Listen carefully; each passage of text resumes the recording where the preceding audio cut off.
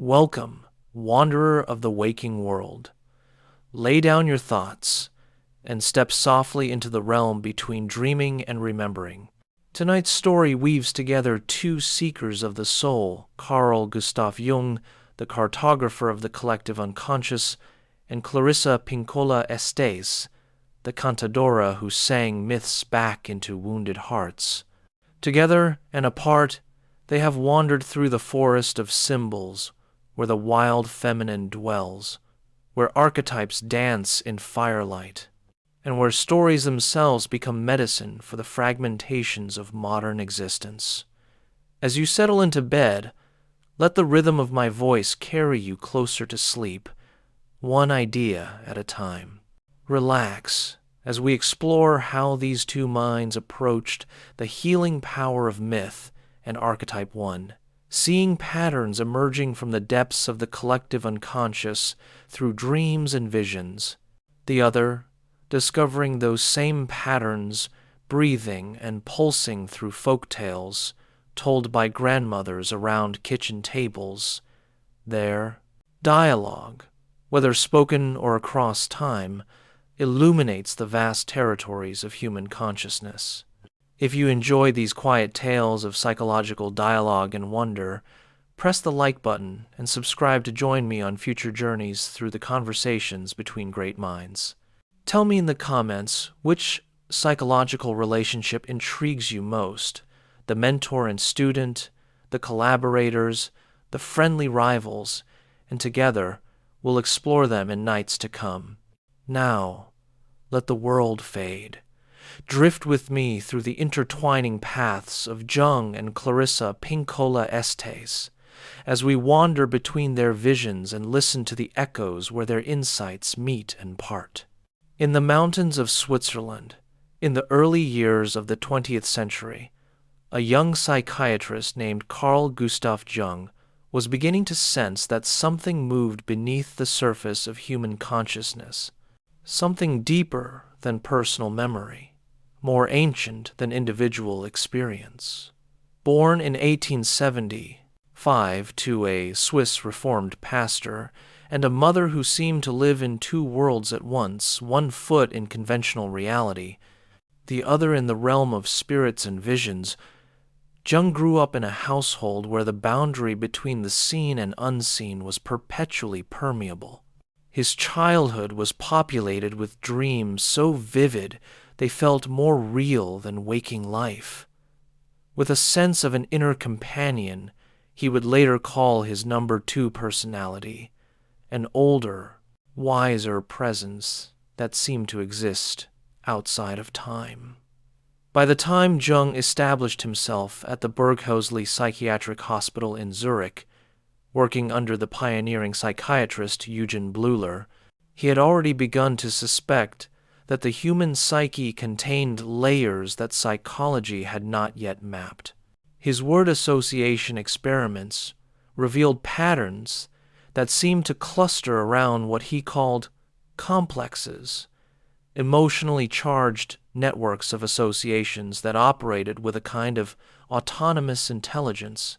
But even these discoveries felt like surface phenomena, hints of something vaster moving in the depths.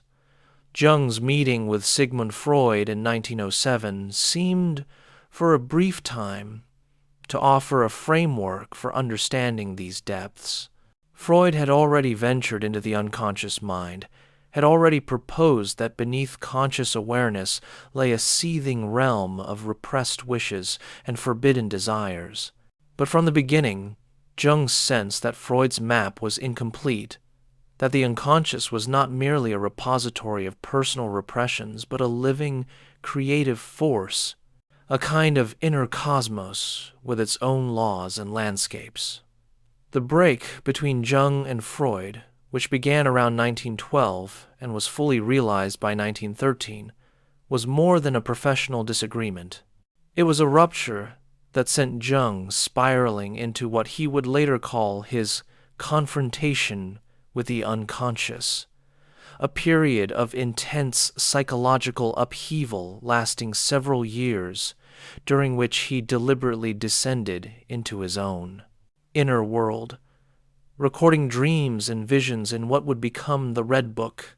In these visions, Jung encountered figures that did not seem to originate from his personal history: an old man he called Philemon, a feminine figure named Salome, landscapes and dramas that felt as though they belonged to humanity itself rather than to one Swiss psychiatrist's private neuroses. It was through this descent, this deliberate engagement with what others might have called madness, that Jung began to formulate his concept of the collective unconscious. He proposed that beneath the personal unconscious, with its individual memories and repressions, lay a deeper stratum shared by all humanity, populated by universal patterns he called archetypes. These archetypes were not merely abstract concepts, but living presences, autonomous complexes with their own characteristics and trajectories. The hero, the mother, the wise old man, the trickster, the anima and animus Jung saw these figures, emerging not just in his own visions, but in the myths, fairy tales, and religious symbolisms of cultures separated by vast distances of time and geography. For Jung, the discovery of the collective unconscious was inseparable from his engagement with mythology. He spent countless hours reading myths from around the world, tracing their common patterns, noting how the same themes appeared in Greek mythology and in the dreams of his modern patients: the hero's journey, the descent into the underworld, the meeting with the goddess, the battle with the dragon. These were not quaint stories from humanity's primitive past, but living patterns that continued to structure psychological experience in the 20th century. Jung's relationship to mythology, however, was primarily that of a scholar and scientist. He approached myths with the tools of comparative analysis, seeking to identify their common structures, to map their recurring symbols, to understand them as expressions of archetypal patterns. His method was to collect, categorize, and interpret. He saw myths as invaluable data for understanding the collective unconscious, but his relationship to them remained, in many ways, intellectual and analytical. He studied myths in books, in ancient texts, in the records compiled by anthropologists and historians of religion. As Jung developed his analytical psychology throughout the 1920s, 30s, and 40s, his understanding of the feminine principle in the psyche became increasingly central to his work. The anima, as he termed it, the feminine aspect within the male psyche, was not merely a theoretical construct, but a lived reality that men encountered in dreams, in projections onto women, in the images and emotions that seemed to rise from an inner feminine source. Jung wrote extensively about the anima, about how men must come to terms with this inner feminine figure, how she appears in dreams as various female characters, how she connects men to the deeper layers of the unconscious. Yet Jung's understanding of the feminine, profound as it was for its time, remained necessarily limited by his own position as a man in early 20th century European culture. His exploration of the anima was, of necessity, a man's exploration of his own inner feminine, not the lived experience of actual women navigating their own psychic depths. And while Jung valued the feminine principle highly, seeing it as essential to wholeness and to the individuation process, his descriptions of the feminine often carried the marks of his cultural context, an idealization that could veer into romanticization, an emphasis on receptivity and relatedness that sometimes risked reducing the feminine to a supporting role in the masculine journey toward consciousness. Jung died in 1961, but his ideas continued to spread throughout the world, carried by his students and by the growing field of depth psychology. His concepts of archetypes, the collective unconscious, the process of individuation, and the necessity of integrating the shadow became foundational to many approaches to therapy and self-understanding. Jungian analysts established training institutes, published journals, refined and debated the master's ideas. But as Jung's legacy spread through academic and clinical circles, something else was happening, particularly in the United States during the 1960s and 70s. A generation, particularly of women, was beginning to question the stories they had been told about who they were supposed to be. The women's movement was not only a political phenomenon, but a psychological one, a collective awakening to the ways in which feminine experience had been distorted, suppressed, and pathologized by patriarchal culture. Women were seeking new stories, or perhaps ancient stories, told in new ways, that could speak to their experience of being female in a culture that had systematically devalued the feminine. It was into this cultural moment that Clarissa Pinkola Estés emerged, though her formation had begun long before in places far removed from the centers of psychological discourse. Born in 1943, Estés was adopted into a family of Hungarian refugees who carried with them the old stories, the folk tales and songs that had sustained their people through generations of hardship. She grew up hearing these stories told in a particular way, not as entertainment or as moral lessons, but as something more essential, as though the stories themselves were alive, as though they carried medicine that could heal wounds that had no visible form. Estés' childhood was marked by the experience of living between worlds.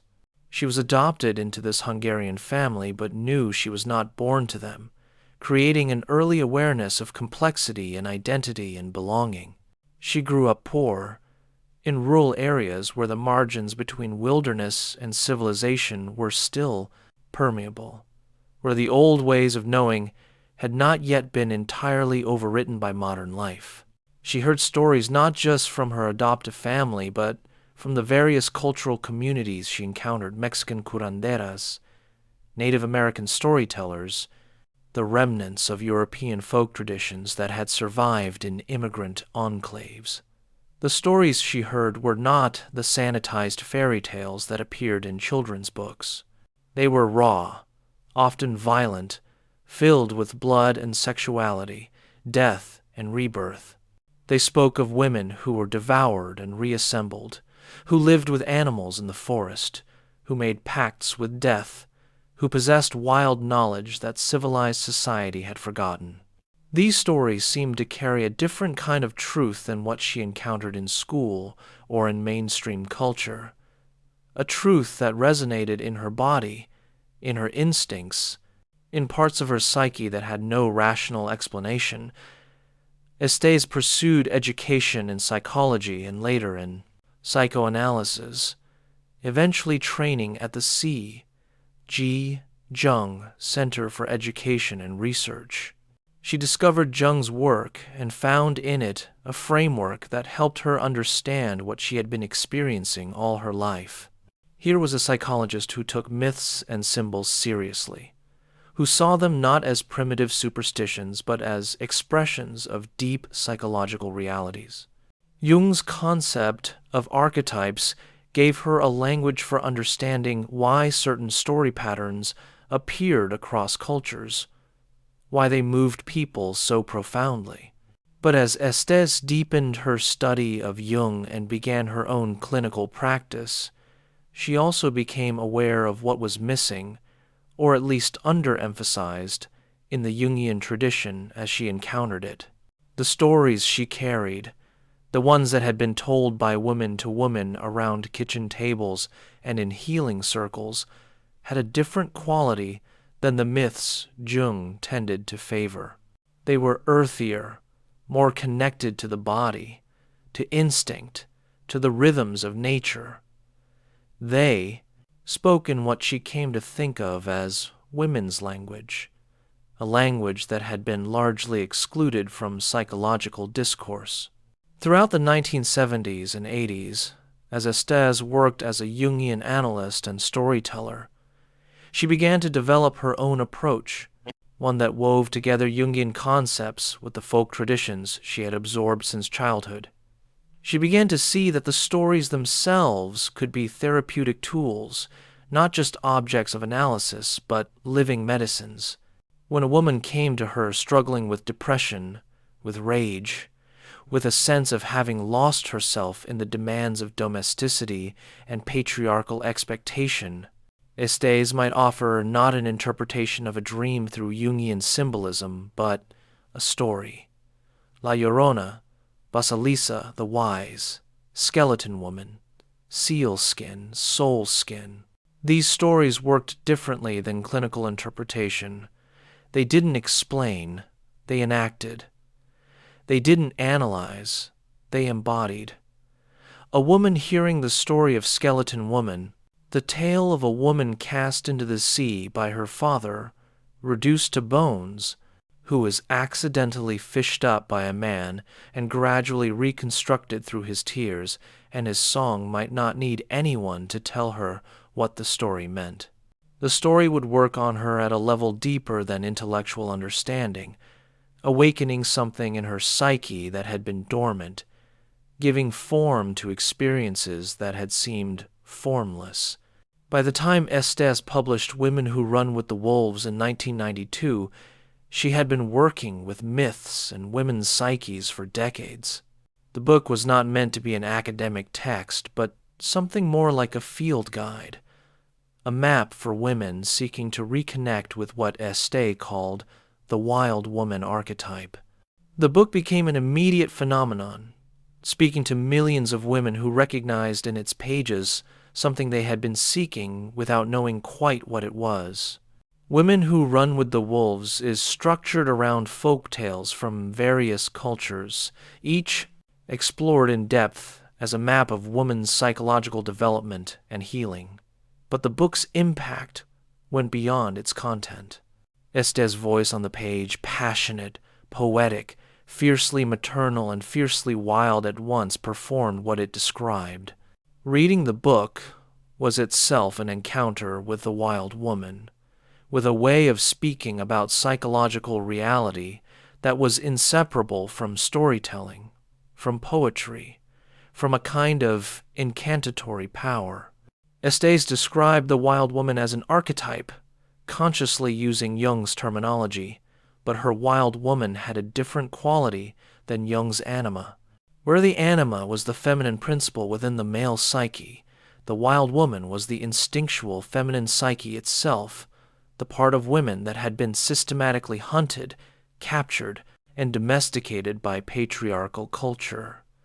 She was not an abstraction, but a presence that could be felt, a force that manifested as instinct, as intuition, as creative fire, as the capacity to know truth without needing rational proof. The wild woman, in Estés' vision, was not separate from nature, but was nature itself, the same force that makes wolves howl at the moon, that turns seasons, that knows without thinking when it's time to migrate, to hibernate, to give birth. She was the feminine that existed before civilization told women they must be nice, clean, quiet, obedient, thin, young, sexually available but not sexually autonomous. She was the original feminine, and every woman carried her in her bones, in her blood, in the dreams that disturbed her sleep with their wildness. To reconnect with the wild woman was not, in Estés' framework, a matter of learning something new, but of remembering something ancient. It required unlearning the false stories patriarchal culture had told about what it means to be female, and recovering the true stories, the ones carried in folk tales and in the body's own wisdom. It meant learning to read the language of dreams and symptoms, to understand that depression might be the psyche's way of forcing a woman into necessary darkness, that rage might be wild woman's appropriate response to violation.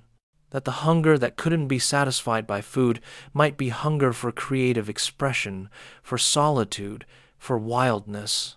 Estés emphasized that reconnecting with Wild Woman was not about rejecting civilization and literally running off to live with wolves. It was about internal relationship, about nurturing the instinctual psyche that lives within, even when the external life involves mortgages and jobs and responsibilities. It was about maintaining connection to the source, to what she called the wild nature, the life nature that knew how to die and be reborn, that knew how to endure winter for the sake of spring. This emphasis on cycles, on the necessity of death and dissolution as part of the life process, became central to Estés' work. Drawing on the life nature, she taught that psychological health required accepting that all things, relationships, creative projects, versions of the self, must die in their time so that new life can emerge. Modern culture, in its death-denying, youth-obsessed fixation, had lost touch with this wisdom, leaving people terrified of the natural losses and endings that are part of being alive. Estés' therapeutic method, which she called gathering the bones, was itself drawn from folk tales, particularly the story of La Loba, the old woman who collects scattered wolf bones and sings them back to life. In Estés' reading, this story is a map for psychological healing. When trauma or oppression has fragmented the psyche, the work is to gather the scattered pieces, the lost memories, the suppressed emotions, the disowned parts of self, and sing over them, meaning to bring consciousness and love to them, until wholeness is restored. This process required patience, an ability to search in dark places for what had been lost, and then the mysterious transformative power of the song itself, which Estés understood as the creative, soulful engagement with one's own story.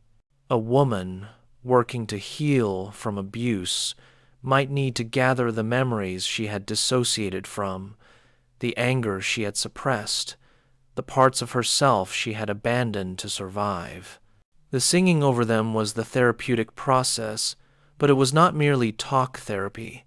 It involved creativity, storytelling, sometimes literal song or art making, engagement with the imaginal realm, where Jung approached therapy through interpretation of symbols, helping the analysand understand what the dream meant, what the symptom was trying to communicate. Estés was more likely to offer a story that matched the psychic territory the woman was navigating. If a woman was in a destructive relationship she couldn't leave, Estés might tell the story of the seal skin, about the seal woman whose skin is stolen by a fisherman, trapping her in human form as his wife.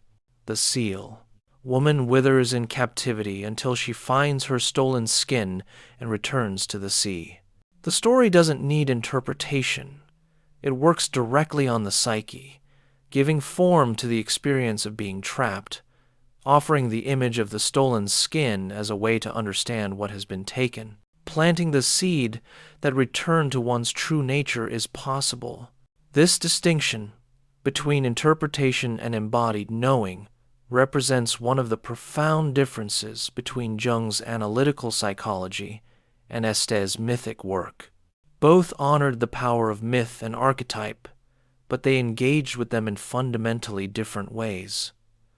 Jung, for all his imaginative depth, approached myth primarily through the lens of consciousness. He sought to bring the unconscious into consciousness, to make the darkness visible, to understand.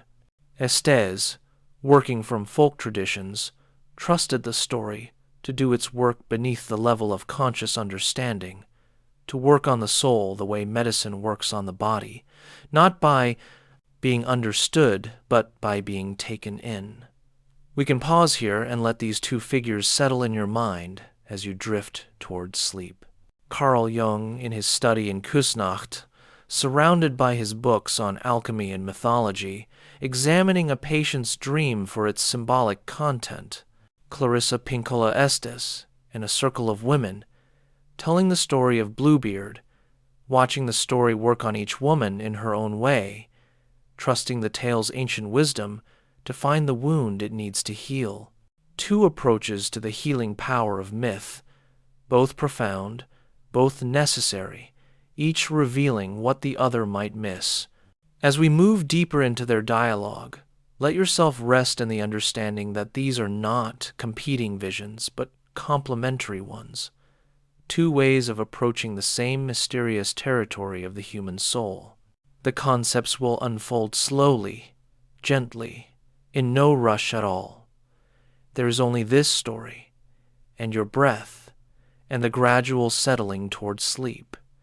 In Jung's mature psychology, which he developed over decades of clinical work and personal exploration, the process of individuation stood as the central concept.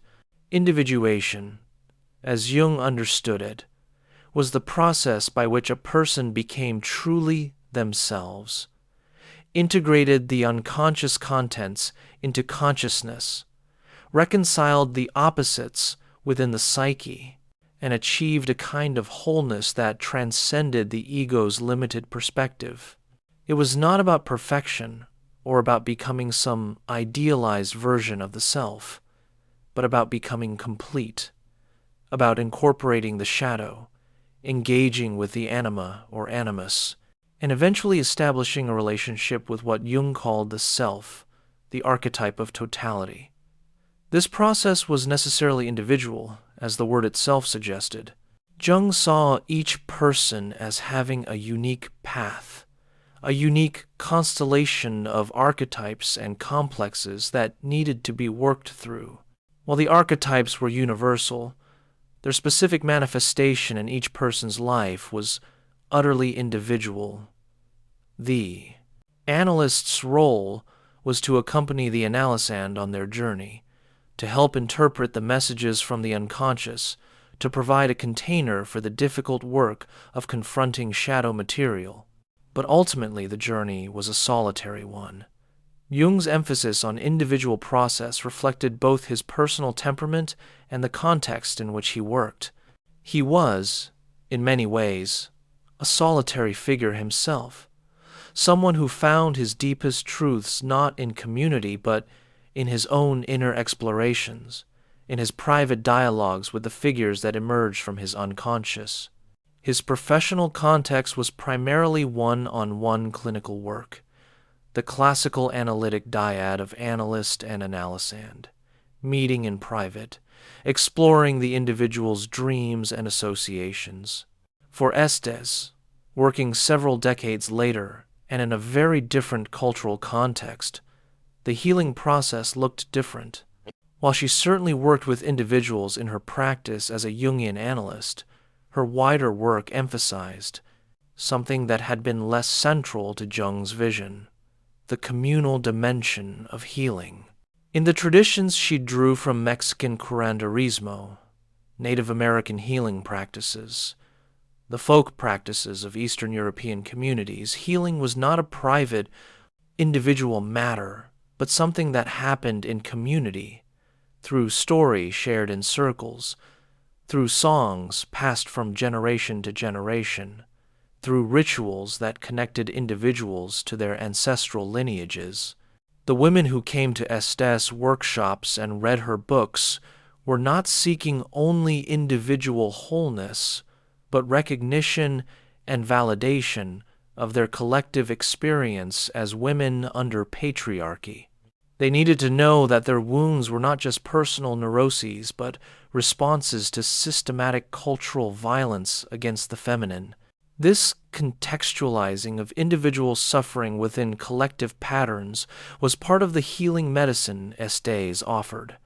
When a woman realized that her feelings of being hunted, her fear of speaking her truth, her impulse to make herself small were not personal failures, but archetypal patterns resulting from centuries of witch burnings, of female silencing, of violence against women who dared to be powerful, something shifted.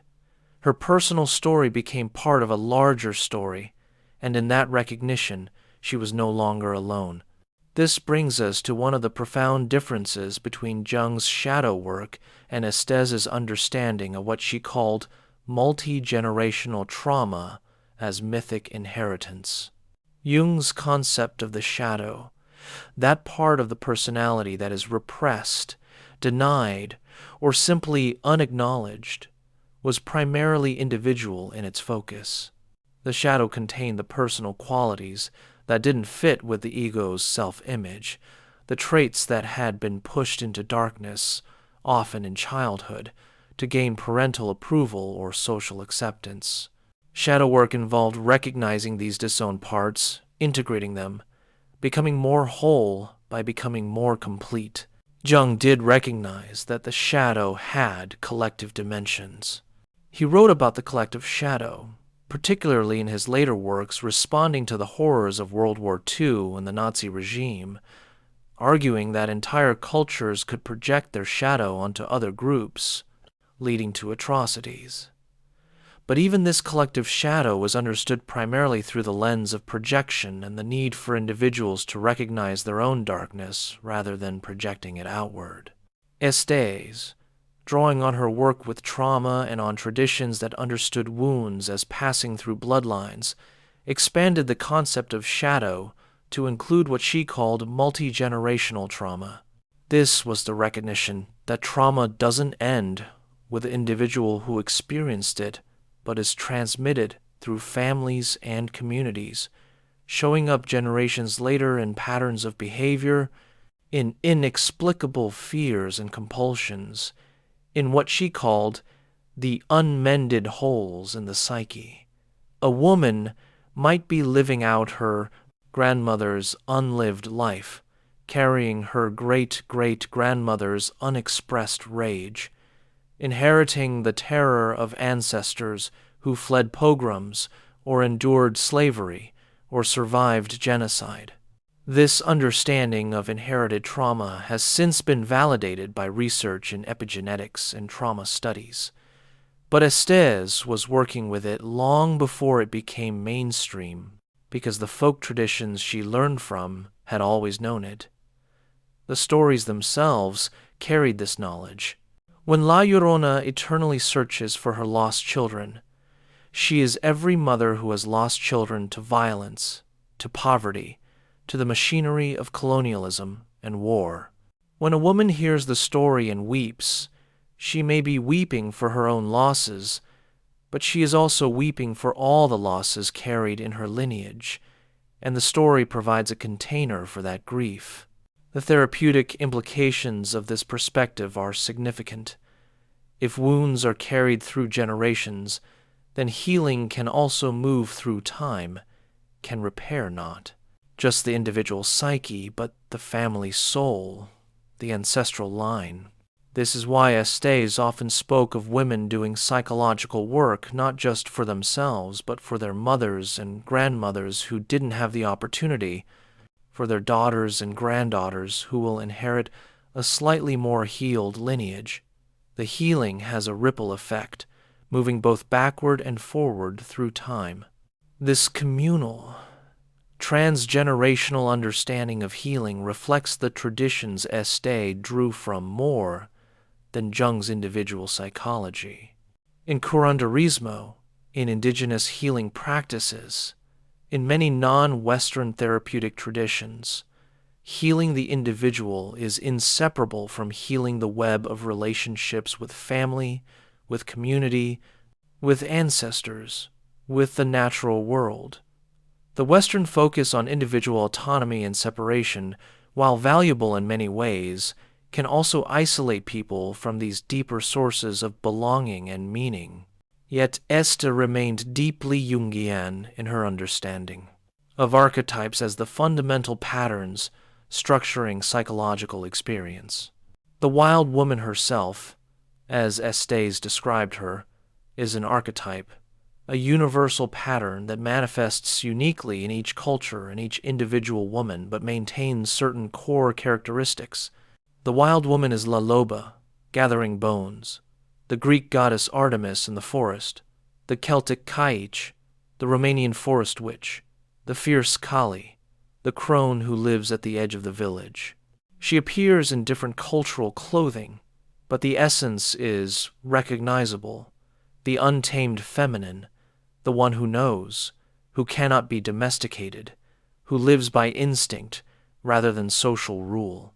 Similarly, the stories Estés worked with contained what she recognized as archetypal patterns: the descent into darkness and return transformed, the stolen treasure that must be reclaimed, the wise old woman who appears at the crucial moment, the dangerous lover who must be escaped, the initiatory ordeal, the heroine's journey.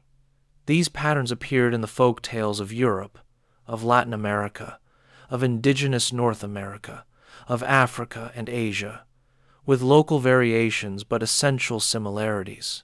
They spoke to universal human experiences, the loss of self, the necessity of descent, the confrontation with death, the recovery of soul. But where Jung approached these patterns analytically, seeking to map them to understand their structure and their meaning, Estés approached them as a curandera approaches healing plants. She was less interested in analyzing them than in applying them to the wound they matched.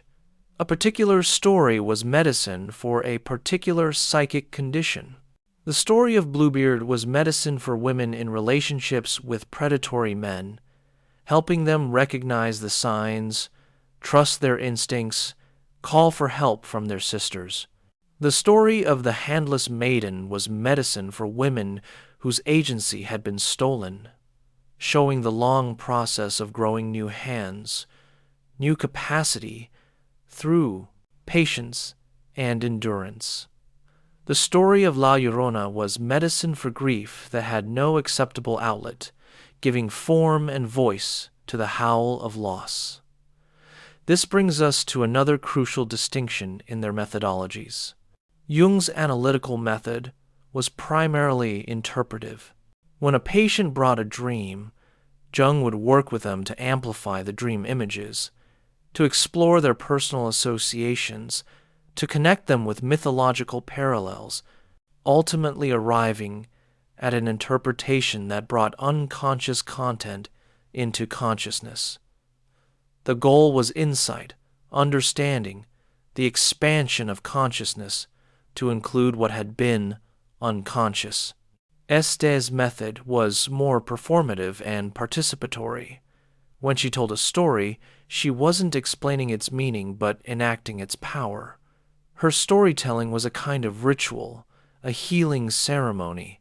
She spoke of stories as having bones, the essential structure, and flesh, the way they're told. The bones remain constant, but the flesh changes with each. Telling, with each teller, with each audience. When she told Skeleton Woman, she wasn't giving a lecture about the life, death cycle. She was inviting her listeners into an experience of that cycle, letting the story work on them at a pre-rational level. This difference reflects the distinction between Apollo and Dionysus, between the ways of light and consciousness and the ways of darkness and embodied knowing. Jung, for all his exploration of the unconscious, was fundamentally Apollonian in his approach, seeking to bring light, to understand, to make conscious. Estés, drawing from older, more earth-based traditions, was comfortable with Dionysian knowing, with letting the medicine work in darkness, in the body, in ways that bypass the rational mind. Yet there is deep convergence in their understanding of the feminine principle in psychic life. Jung's concept of the anima, the feminine aspect within the male psyche, was revolutionary for its time. He argued that men must develop relationship with their inner feminine, that this was essential for psychological wholeness and for genuine relationship with actual women. The anima appeared in dreams and fantasies as various female figures, from primitive and instinctual to highly developed and spiritual, representing different levels of relationship with the unconscious. For women, Jung proposed the animus, the masculine aspect within the female psyche. The animus, in Jung's early formulations, tended to appear as a voice or multiple voices, as opinions and judgments, sometimes as critical father voices that had been internalized.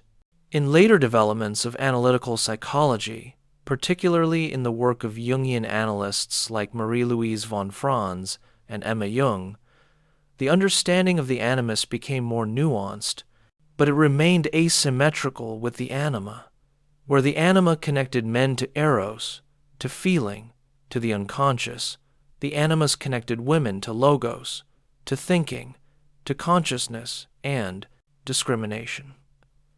Estés' Wild Woman can be seen as a radical reimagining and expansion of Jung's anima, but specifically as it applies to women themselves rather than to the feminine within men. The wild woman is not the animus, not the masculine in women, but rather the deep feminine itself, the feminine that had been repressed, hunted, driven into the wilderness by patriarchal civilization. She represents what Jung might have called the woman's own connection to the self, but understood specifically in feminine terms, rather than through what Estés saw as overly masculine frameworks. This raises one of the subtle tensions between Jungian psychology and Estés' work. While Jung honored the feminine principle and saw it as equal to the masculine, his system still operated within certain gender binaries that Estés and other feminist depth psychologists have questioned. Why should the path to consciousness be coded as masculine and the unconscious as feminine?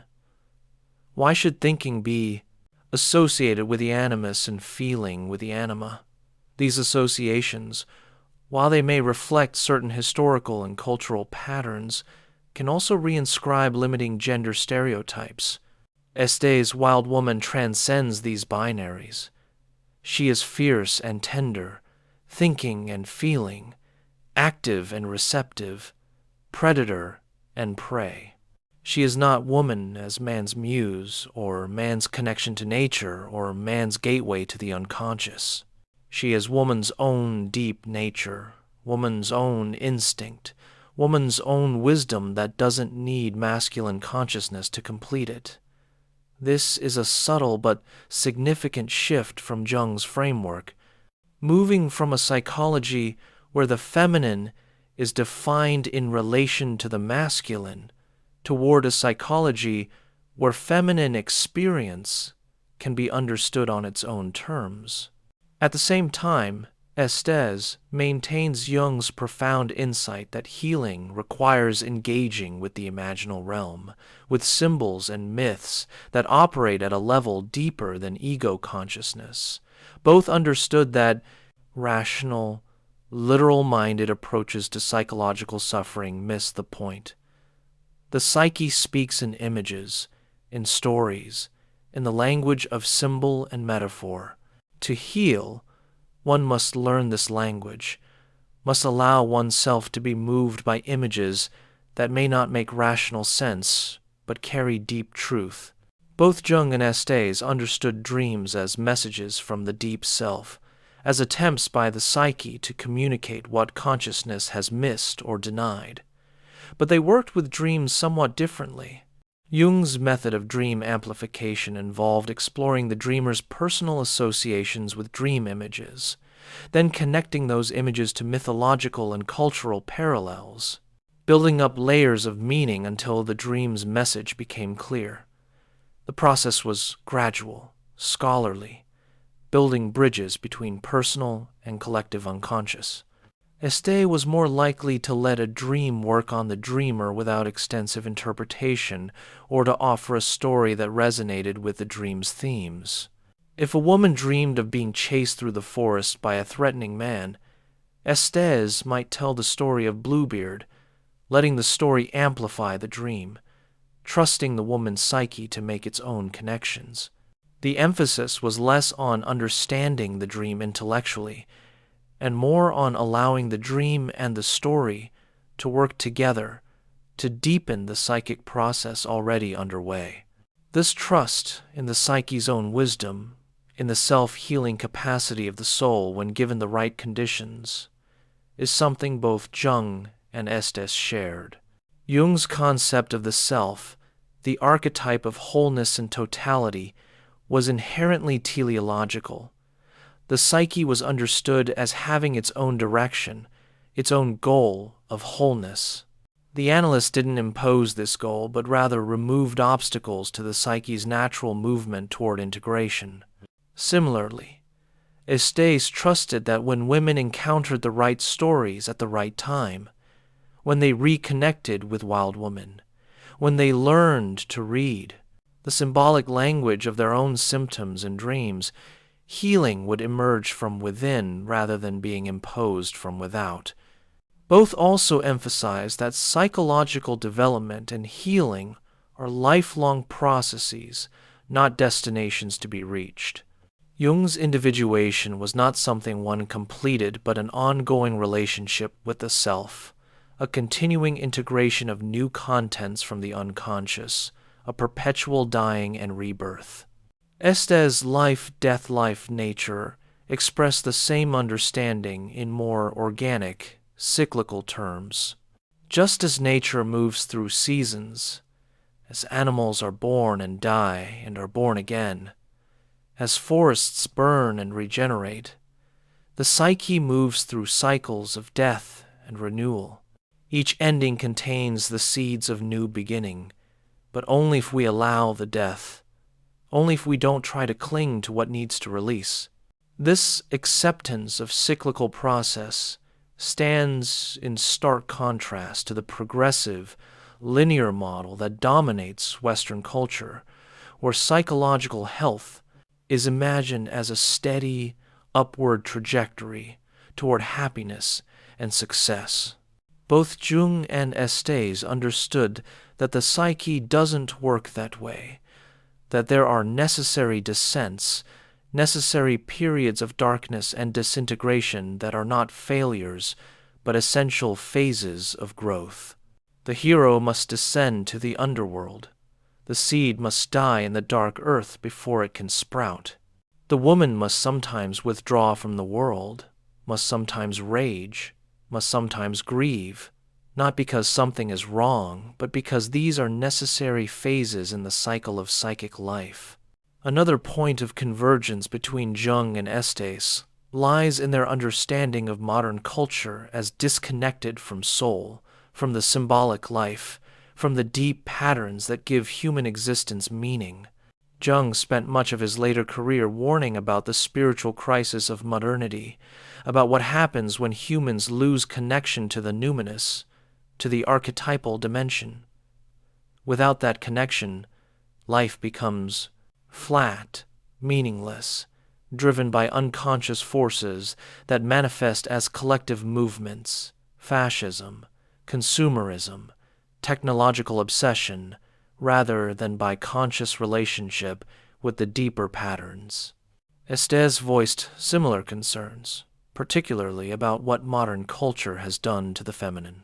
She spoke of the wild woman as endangered, hunted nearly to extinction by a culture that fears and denigrates the instinctual feminine.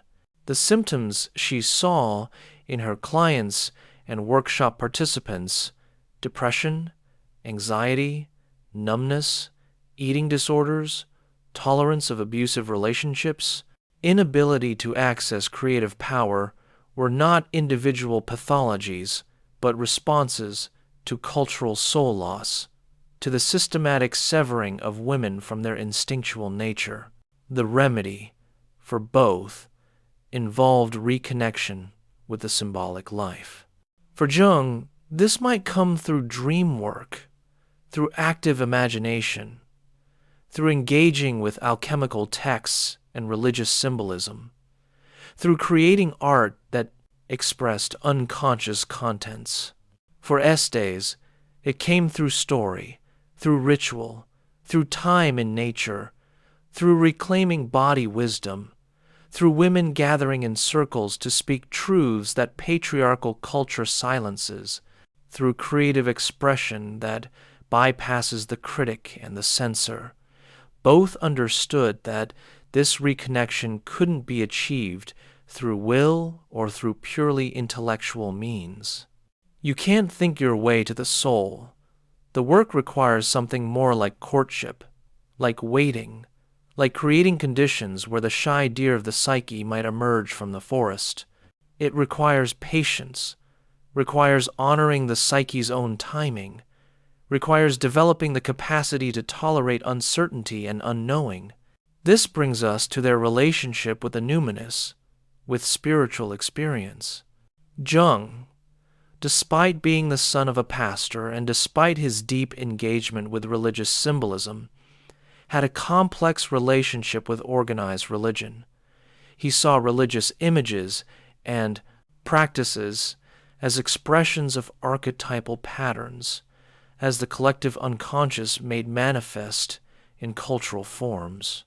His own spiritual experiences, his visions, his encounters with figures like Philemon, his sense of the self as a transpersonal center of the psyche were undeniably religious in quality, but he insisted on understanding them psychologically rather than theologically.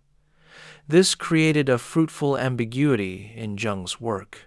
He could honor the spiritual dimension of human experience without committing to any particular theological framework. The archetypes were, in a sense, gods, but Jung would say they were psychological realities that humans had personified as gods, leaving open whether they had any existence independent of the human psyche. This allowed people from various religious traditions to work with Jungian psychology, finding in it a bridge between psychological and spiritual understanding. Estés operated in a similar borderland between psychology and spirituality, but with a different emphasis. Drawing from curanderismo and other folk healing traditions that make no sharp distinction between psychological and spiritual healing, she spoke freely of soul, of spirits, of the sacred. The wild woman was not just a psychological concept, but a spiritual presence, something that could be invoked, prayed to, honored in ritual. The old woman in the stories, La Loba, the bone woman, the witch in the forest, were simultaneously archetypes and spiritual beings, simultaneously inner realities and outer presences. This difference reflects the traditions they emerged from. Jung, despite his visionary experiences, was working within Western scientific discourse and needed to maintain a certain distinction between psychology and theology, between inner experience and outer reality, to be taken seriously as a scientist. Estés, working more in the tradition of indigenous healers and folk practitioners, felt less need to maintain those boundaries.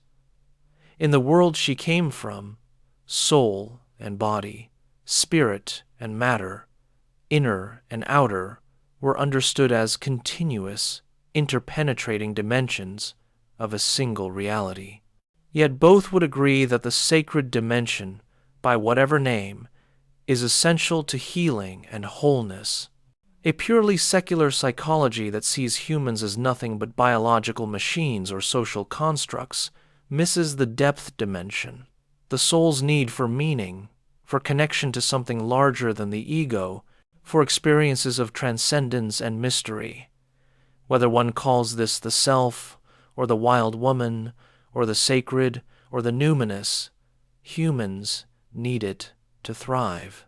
Let your mind rest here for a moment, in this realm between psychology and spirit, where the two thinkers meet across the decades, both pointing towards something that can't be fully captured in language, something that must be experienced directly, both trusting that the human psyche has depths that secular materialism doesn't recognize, that matter and spirit are not separate but different aspects of a single mystery. We can consider how their different methods might work with a particular case, how Jung and Estés might each approach a woman struggling with depression and creative blockage, feeling cut off from her own vitality, going through the motions of life without pleasure or meaning.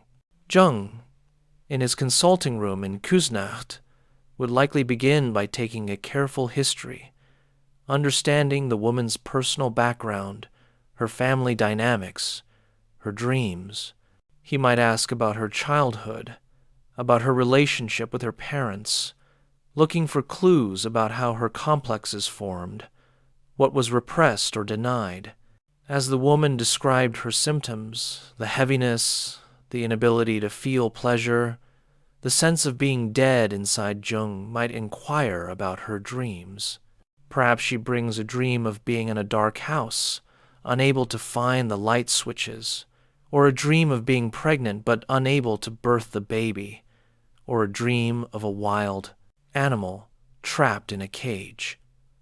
Jung would work with these images, asking for her personal associations, then offering amplifications from mythology and fairy tales. The dark house might connect to the theme of descent into the underworld, a necessary stage in psychological transformation. The trapped pregnancy might represent creative potential that hasn't found expression. The caged animal might be her own instinctual nature, imprisoned by the demands of conventional life. Through this process of exploration and interpretation, Jung would help the woman understand her depression not as a meaningless affliction, but as meaningful communication from her psyche. The depression might be forcing her to withdraw from a life path that isn't authentic, creating space for necessary transformation. The creative blockage might be the result of unintegrated shadow material, or a conflict between ego consciousness and the deeper demands of the self, or the animus in negative form, creating critical voices that silence creative expression. Jung might suggest that she engage in active imagination, dialoguing with figures from her dreams, allowing the unconscious to express itself through drawing or painting or clay, not for artistic merit, but as a way of giving form to inner contents. He might help her recognize how she's been living according to parental expectations or social conventions rather than her own deeper nature, and support her in beginning to separate from those external demands. The process would be gradual, intellectual in the best sense, bringing darkness into light, making the unconscious conscious, expanding awareness. Over time, through this process of interpretation and integration, the woman might begin to understand what her depression was trying to tell her, might begin to make different choices to honor the demands of her own self rather than living for others' expectations. The depression might lift as its message was received and acted upon. Estés, encountering the same woman, might begin similarly with careful listening, with taking in the woman's story. But fairly quickly, she might recognize the pattern and know which medicine story to offer. She might say, "Let me tell you about the handless maiden," and then she would tell the tale in her full voice, not reading from a book, but performing it, embodying it, letting the story breathe and pulse. The story would unfold the maiden whose father makes a deal with the devil and must cut off his daughter's hands. The long years of wandering without hands, unable to grasp, unable to protect herself. The patient time by the water, tended by spirits, where gradually, mysteriously, the hands grow back. The eventual return to full power, no longer maimed but whole, carrying the wisdom of having survived the maiming. Estés might not extensively interpret the story. She might simply let it land, let it work. But she might say a few things. Sometimes our agency is stolen from us, sometimes by those who should protect us. Sometimes we must spend time in the wilderness, handless, seemingly helpless, tended by the spirits because we can't tend ourselves. The hands will grow back, but not on our timetable. The psyche has its own timing. The question is, can you be patient with the process? Can you trust that your psyche knows how to heal, knows how to grow new hands, even when you can't see how it's possible? She might speak about the difference between handmade things and machine-made things, about how the woman's creative work needs to come from soul, from wild woman, not from trying to manufacture it according to some formula. She might talk about the creative cycle, how there are times for output and times for input, times for engagement and times for withdrawal, and how the woman is perhaps in a necessary fallow time, a time when the soil of the soul is resting, gathering nutrients for the next season of growth. She might teach the woman to read her symptoms differently. The heaviness is not a problem to be fixed, but a necessary weight pulling her down into depth. The inability to feel pleasure might be the psyche protecting her from continuing to give her life force to activities and relationships that don't serve her true nature. The deadness might be a death that's needed to happen, the death of a false self, of an adapted persona, so that the true self can eventually be born. Estés might prescribe creative work, but not in the way the woman expects. Not make good art, but make something with your hands, without judgment, make something badly. Make something just to feed the wild woman who needs to create the way she needs to breathe. She might recommend time and nature, paying attention to the cycles of life and death there. She might suggest the woman start gathering her own bones, writing down fragments of memories, dreams, images that call to her, trusting that eventually they'll assemble into something that La Loba will know how to sing them back to life. Both approaches honor the woman's suffering. Both recognize it as meaningful. Both trust that healing is possible. But Jung's way moves primarily through consciousness and interpretation, through understanding, while Estés' way moves through embodiment and participation, through story and symbol working at a pre-rational level. Jung illuminates, Estés invokes. Jung explains the journey, Estés enacts the journey. Neither is better or worse. They serve different needs, different temperaments, different moments in the healing process. Some people need understanding before they can transform. Some people need to be moved before they can understand. And often, a person needs both at different times: interpretation when they're too lost in the dark to see, embodiment when they're too much in their heads, cut off from feeling and instinct. This complementarity becomes even clearer when we consider their work with fairy tales. Jung wrote about fairy tales in essays like The Phenomenology of the Spirit in Fairy Tales, analyzing them for their archetypal content. He saw fairy tales as simpler, more direct expressions of archetypal patterns than the more complex myths. Where myths might contain multiple layers of cultural and religious meaning, fairy tales presented the archetypes in relatively pure form. The youngest son who goes on the quest, the princess trapped in the tower, the helpful animals, the 3 tasks, the magical helpers. These were archetypal figures and motifs appearing with remarkable consistency across cultures.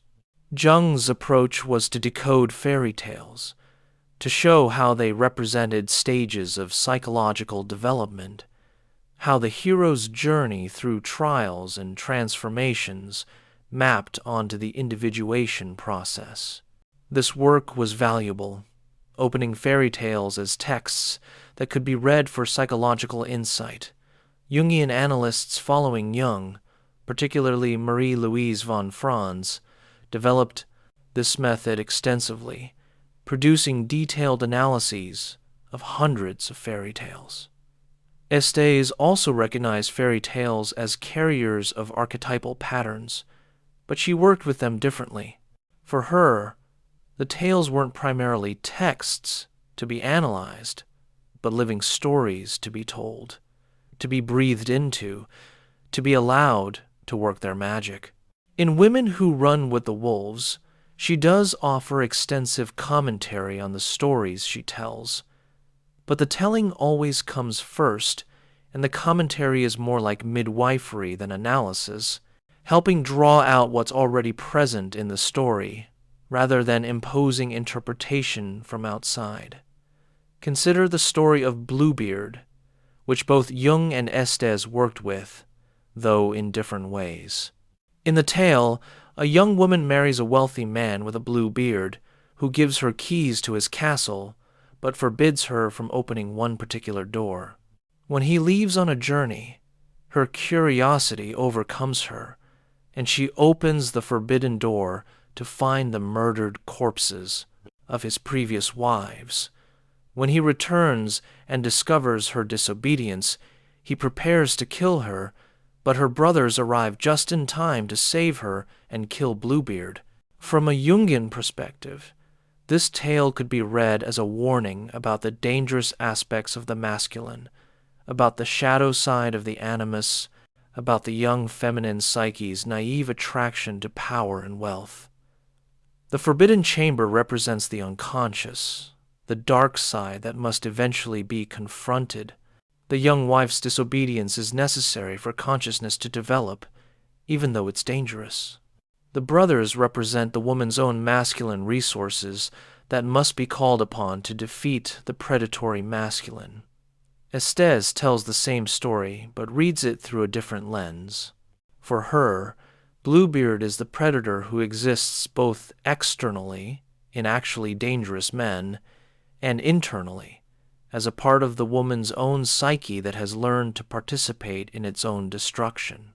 The young woman's initial blindness to the warning signs, the blue beard that should mark him as unnatural, the too good to be true wealth, the mysteriously missing previous wives represents women's systematic training to ignore their instincts, to override gut feelings for the sake of social acceptability or material security.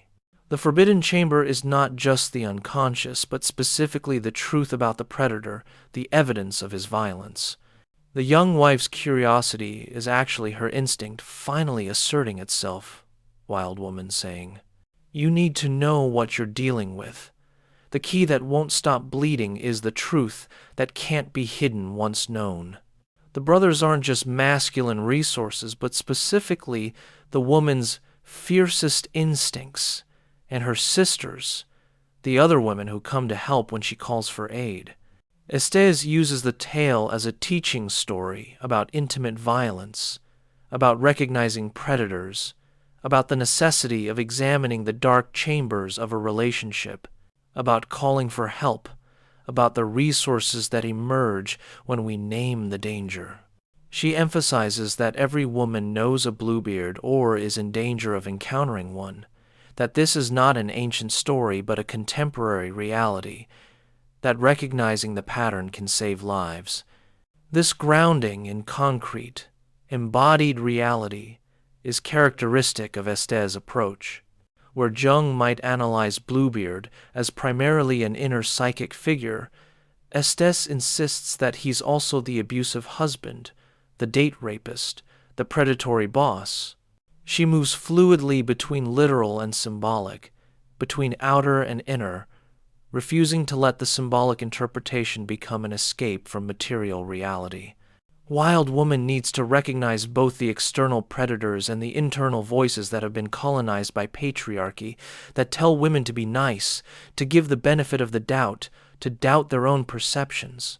This insistence on the political and social dimensions of psychological work distinguishes Estés from classical Jungian analysis. While Jung acknowledged cultural and collective factors, his focus remained primarily on individual psychic processes. Estés, shaped by feminism and by her work with marginalized communities, insists that individual healing is inseparable from recognition of systemic oppression. A woman can't individuate in a culture that systematically damages feminine psyches without that process including consciousness about the cultural forces at play. This doesn't mean Estés politicizes everything or reduces psychological experience to social construction. She deeply honors the archetypal, the transpersonal, the spiritual dimensions that can't be reduced to sociology. But she refuses the apolitical stance that treats psychological suffering as if it occurs in a vacuum, as if the epidemic of depression in women has nothing to do with patriarchy, as if eating disorders have nothing to do with cultural objectification of women's bodies, as if creative blockage has nothing to do with centuries of women being denied education and voice. Jung, living in his time and place, didn't fully reckon with these dimensions, though he was not entirely blind to them. His late work on synchronicity and the unus mundus suggested a vision of reality where inner and outer, psyche and matter, individual and collective, are ultimately inseparable. But the implications for understanding how social structures shape individual psyches remained largely unexplored in his work. Another significant area where Estés extends and transforms Jungian concepts is in her emphasis on the body. Jung, working primarily through talk and interpretation, through analysis of dreams and fantasies, gave relatively little attention to somatic experience. The body, in classical Jungian work, was mostly relevant as a source of symptoms that could be read symbolically, or as the seat of the lower functions that needed to be integrated, or in relationship to sexuality and instinct. Estés, informed by body-centered approaches and by traditions like curanderismo that work directly with the body, understood wild woman as inseparable from bodily experience. The instinctual knowledge she spoke of was not abstract but visceral, the gut feeling that something is wrong, the hair standing up on the back of the neck, the contraction in the chest when truth is being violated, the expansion when something resonates deeply. Wild woman communicates through the body before the mind can interpret, and learning to read these somatic signals is essential to reclaiming instinctual nature. This emphasis on trusting the body's wisdom is particularly important for women who have been systematically taught to distrust their bodies, to see their bodies as problematic, to override bodily signals for the sake of social compliance.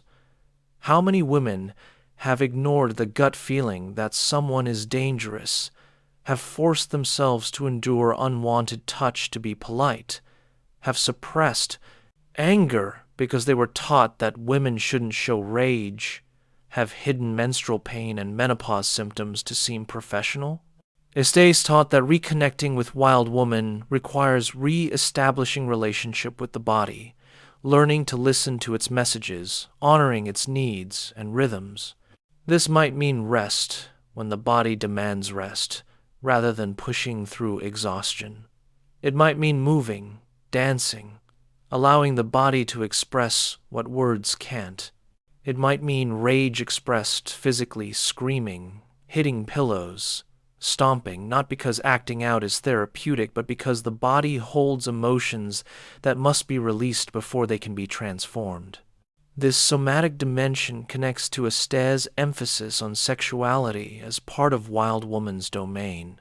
Jung wrote about sexuality primarily in relationship to libido as psychic energy, and about the erotic as connection to the unconscious, but with a certain Victorian reserve, a tendency towards sublimation and spiritualization. Estés speaks more directly about sexual instinct, about desire, about the wild feminine as a fully sexual being whose sexuality belongs to herself, not to men's needs or to patriarchal control. The recovery of women's autonomous sexuality, sexuality as life force, as creative power, as sacred pleasure, as connection to the body's wisdom, is part of Wild Woman's reclamation. This includes healing from sexual trauma, from the shame and objectification that patriarchal culture imposes on female sexuality, from the dissociation that results when sexuality is colonized by others' needs and fantasies rather than arising from women's own desire. Again, this takes Jung's insights in directions he didn't fully explore. He recognized the importance of integrating sexuality and spirituality, of not splitting them into opposed realms, but Estés goes further, insisting on the sacred nature of embodied sexuality itself, on desire as a form of knowing, on sexual wholeness as inseparable from psychological wholeness. The methodological difference between interpretation and participation shows up again in their approaches to active imagination, a technique Jung developed for direct engagement with unconscious contents. In active imagination, the practitioner enters a state between sleeping and waking, allows an image or figure from the unconscious to appear, and then interacts with it, allowing it to speak and develop, responding to it, creating a dialogue. This was distinct from passive fantasy, where images simply arise and flow without conscious engagement. In active imagination, the ego maintains consciousness but relinquishes control, creating space for autonomous, unconscious contents to manifest and be encountered. Jung discovered active imagination during his confrontation with the unconscious and considered it one of his most important techniques. It allowed direct relationship with figures like Philemon, allowing their wisdom to emerge without the intermediary of interpretation. He taught the method to his patients and students, though he noted that not everyone could do it, that it required a certain psychological stability and capacity to maintain the boundary between conscious and unconscious without either inflating or being overwhelmed. Estés uses techniques that resemble active imagination but emerge more from shamanic and folk practices than from analytical psychology. She might guide women through visualizations where they encounter La Loba or meet the wild woman in the forest, where they descend to the underworld to gather scattered pieces of themselves, where they face the predator in his chamber. These are active imagination-like practices, but with more structure, more explicit therapeutic intention, more connection to specific stories and cultural practices. She also emphasizes practices that might not be considered active imagination in the strict Jungian sense, but serve similar functions of bridging. Conscious and unconscious. Creating art without self-criticism, writing stream of consciousness, dancing without choreography, singing without words, working with clay or paint to let images emerge from the hands rather than from conscious intention. All these are ways of allowing the deep psyche to express itself, to bypass the ego's control and the internalized critic. These practices are more accessible to more people than classical active imagination, which requires considerable psychological sophistication and often doesn't work well for people with trauma histories who may struggle to maintain the necessary boundaries. Estés methods, being more embodied and more tied to concrete practices, can be safer entry points for people beginning this work. The question of technique brings us to broader questions about the relationship between folk wisdom and professional psychology. Jung, for all his interest in alchemy and mythology, was insistent on maintaining analytical psychology as a legitimate science, as a professional discipline with standards and training. He founded institutions, created training programs, published in academic journals. This professionalization was necessary for depth psychology to be taken seriously, to gain institutional legitimacy, to survive beyond its founder. But professionalization also creates barriers. It determines who can practice, who can claim authority, who has access to the knowledge. It creates hierarchies and exclusions. It tends toward standardization, toward making explicit and codified what might be better left fluid and implicit. The wild, visionary, deeply personal quality of Jung's own confrontation with the unconscious gets domesticated into training programs and certification requirements. Estés operates in both worlds.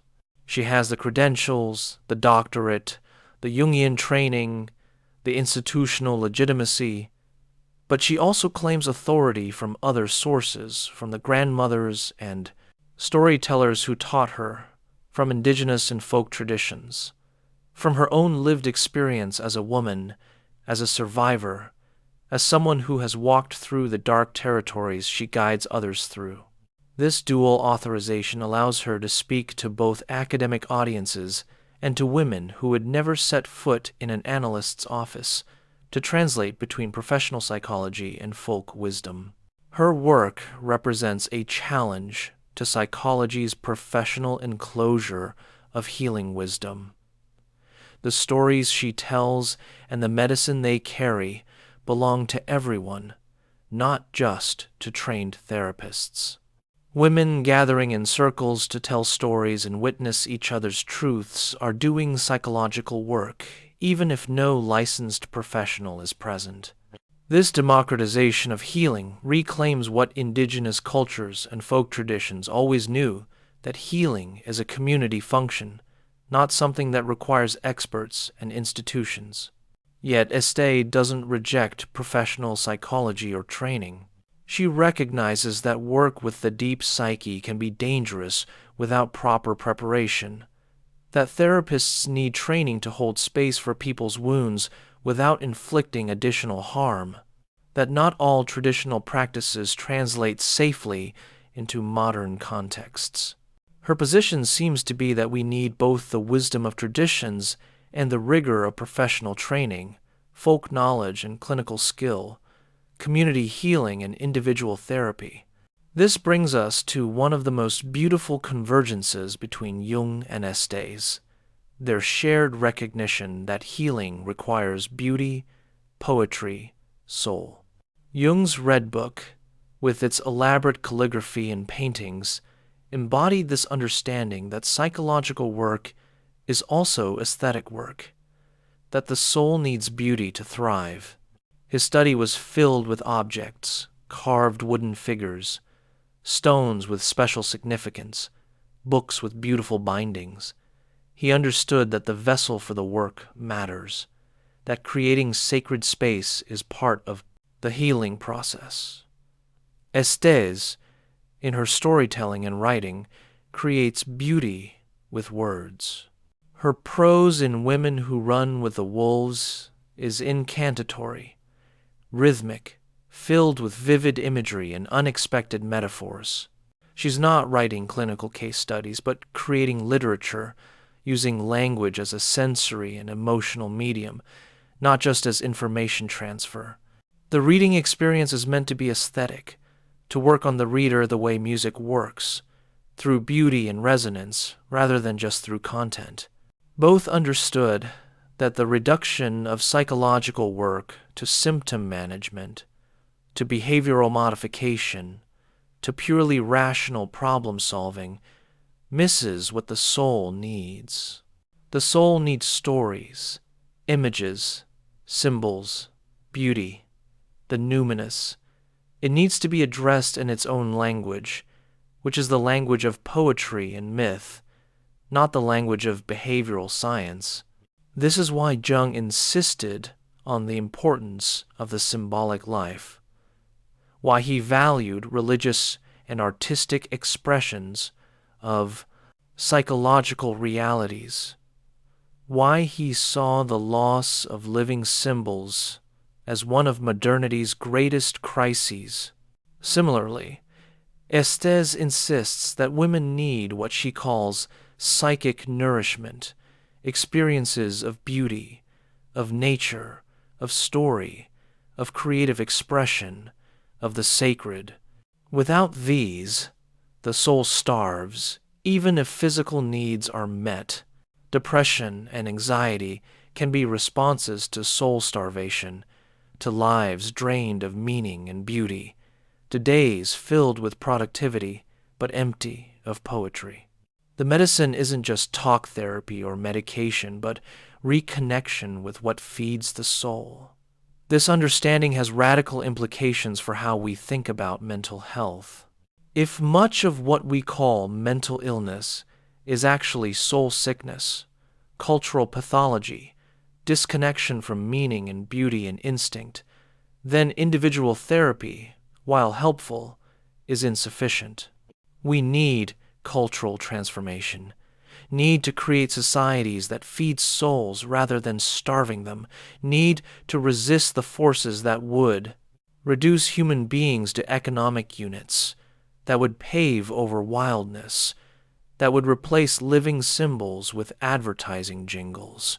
Both Jung and Estés, in their different ways, were cultural critics as much as clinicians, calling attention to the price civilization exacts, to what's lost when humans become too far removed from nature, from the symbolic life, from the depths.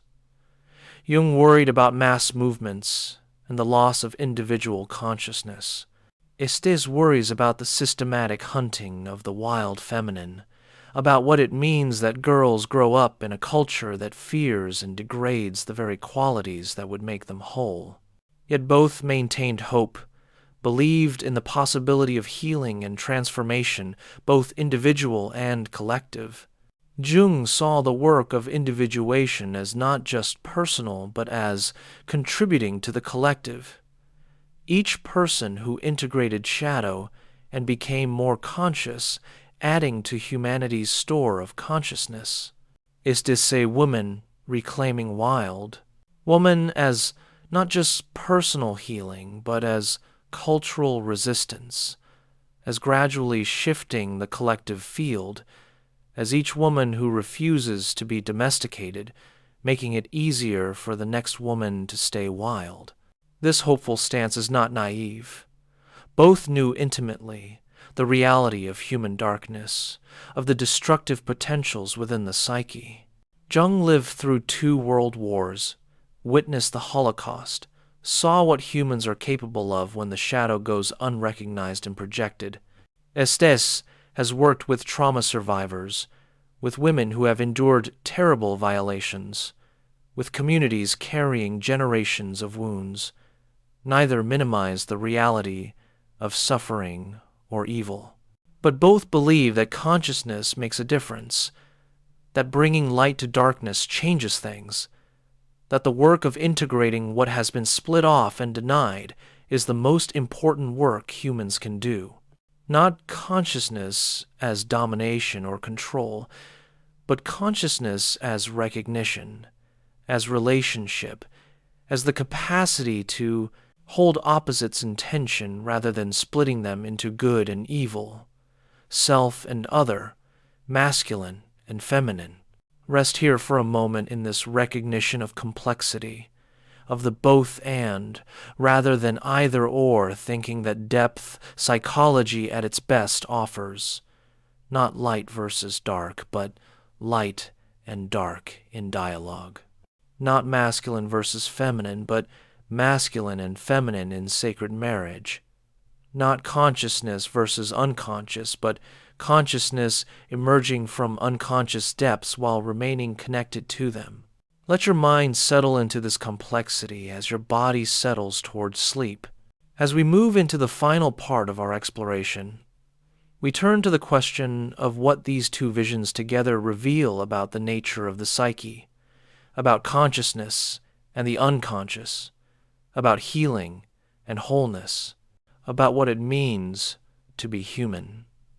Jung's great gift was to show that the human psyche has depths, has dimension, has a collective and archetypal layer that connects individual experience to the whole human story. Before Jung, Depth psychology was primarily Freudian, focused on personal history, on childhood trauma, on sexuality and aggression as the fundamental drives. Jung expanded the map, showed that the unconscious was not just a cellar full of repressed material, but an underground ocean connected to all the waters of all the psyches, past and present. This vision transformed how we understand dreams, symptoms, and the images that rise from within. A dream of being pursued through the forest by a bear is not just about the dreamer's personal history, though it may connect to that. It's also an expression of an archetypal pattern, the pursuit by the animal power, the predator-prey dynamic that has structured human experience for millennia, that appears in countless myths and tales. The dream connects the individual to something larger, places personal experience within the context of the collective human drama. Jung's recognition of the collective unconscious was both liberating and potentially overwhelming. Liberating because it meant that your struggles, your wounds, your journey were not just yours alone, but part of the human story, that you could find guidance in myths and tales that had helped others navigate similar territories. Overwhelming because it opened the psyche to vast depths, suggested that behind your personal neuroses lay the accumulated history of the species, the archetypes with their tremendous power. Jung's work provided a kind of map for these depths, identifying major archetypes, describing stages of the individuation process, offering techniques for engaging with unconscious contents. But a map is not the territory, and Jung himself knew this, knew that each person's journey through the unconscious would be unique, that the archetypes would wear different faces for different people, that the self would call each person to wholeness in individual ways. Estés' contribution has been to make this territory more accessible, particularly to women and to people outside the professional psychological establishment. By using folk tales as maps, by speaking in story rather than in theory, by emphasizing the embodied and instinctual dimensions that Jung underemphasized, she has opened pathways for people who might find classical Jungian work too intellectual, too abstract, too male-oriented. Her Wild Woman is a way of speaking about the self in feminine terms, about the deep instinctual knowing that can guide women to wholeness if they learn to trust it. The wild woman is both individual and collective, both the particular wild nature of each unique woman and the archetypal wild feminine that all women share. She is immediate and ancient, fierce and tender, destroyer and creator. What Estés reveals is that the collective unconscious is not just stored in libraries and mythological texts, but is alive in the body, in instinct, in the wisdom that grandmothers pass to granddaughters, in the stories told around kitchen tables. The knowledge Jung sought in alchemical manuscripts and Sanskrit texts is also present in folk tales told by illiterate peasants, in lullabies sung to babies, in the practices of curanderas and root workers and village healers. This democratization of psychological wisdom has profound implications. It suggests that the path to wholeness doesn't necessarily require years of analysis or advanced degrees, though these can be valuable.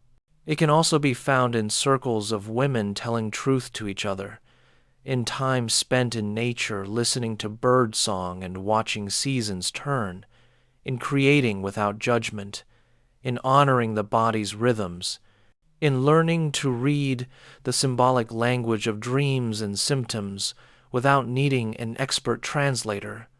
At the same time, Estés hasn't abandoned Jung's insight about the necessity of consciousness. Wild Woman is not about acting out every impulse, not about romanticizing nature or rejecting civilization. It's about maintaining connection to instinctual roots while living in the modern world, about letting consciousness and instinct inform each other. The woman who has reclaimed wild woman isn't less conscious than the woman who's lost connection to her. She's more conscious, but her consciousness includes the body's wisdom, the gut's knowing, the instincts that civilization tried to eliminate. This integration of instinct and consciousness, of wild nature and civilized life, is the challenge Jung identified as essential to individuation. The task is not to return to a primitive state, but to achieve a higher synthesis that includes both nature and culture, both unconscious and conscious, both individual and collective. This is what Jung meant by the transcendent function, the psyche's capacity to hold opposites in tension until a third thing emerges that transcends the opposition. Estés expresses this same idea through the image of the hinged door, the ability to move between the wild and the civilized, to go into the forest and return, to descend to the underworld and climb back to daylight. Women need to maintain their connection to wild woman, even while living their daily lives, to be able to access that wild knowing when needed, while also functioning in jobs and relationships and responsibilities. The psychological flexibility to move between states, to access different modes of being as needed, is a mark of health. Both Jung and Estés understood that this integration is never final, never complete. The psyche is not a problem to be solved, but a mystery to be lived. New contents continue to emerge from the unconscious. New dimensions of self reveal themselves. New challenges arise that require new integrations. The individuation process, the recovery of wild woman, is lifelong work, a continuing relationship with the depths. This ongoing quality of the work is why both emphasize the importance of practices, of discipline, of commitment to the inner life. Jung's insistence on daily attention to dreams, on maintaining a relationship with the unconscious through active imagination or creative work, reflects his understanding that the connection to the depths requires tending. Estés' emphasis on what she calls psychic hygiene, regular practices that feed the soul, that maintain connection to wild woman, reflects the same understanding. The instinctual knowing doesn't stay accessible without practice, without regular return to the source. What practices serve this purpose varies by individual. For some, it's writing in a journal, recording dreams, reflecting on their images. For others, it's time in nature, walking in the woods, sitting by water, watching sunsets. For others, it's creative work, painting or singing or dancing or gardening. For others, it's meditation or prayer, practices that create stillness and receptivity. The specific practice matters less than the commitment to regular connection with the deeper dimensions of psyche. Both Jung and Estés also recognized the importance of solitude for this work. The collective world, with its demands and distractions, its noise and busyness, makes it difficult to hear the quiet voice of the self, to notice the subtle movements of the unconscious. Regular solitude, not as isolation or loneliness, but as chosen time alone for reflection and connection with the inner life, is essential.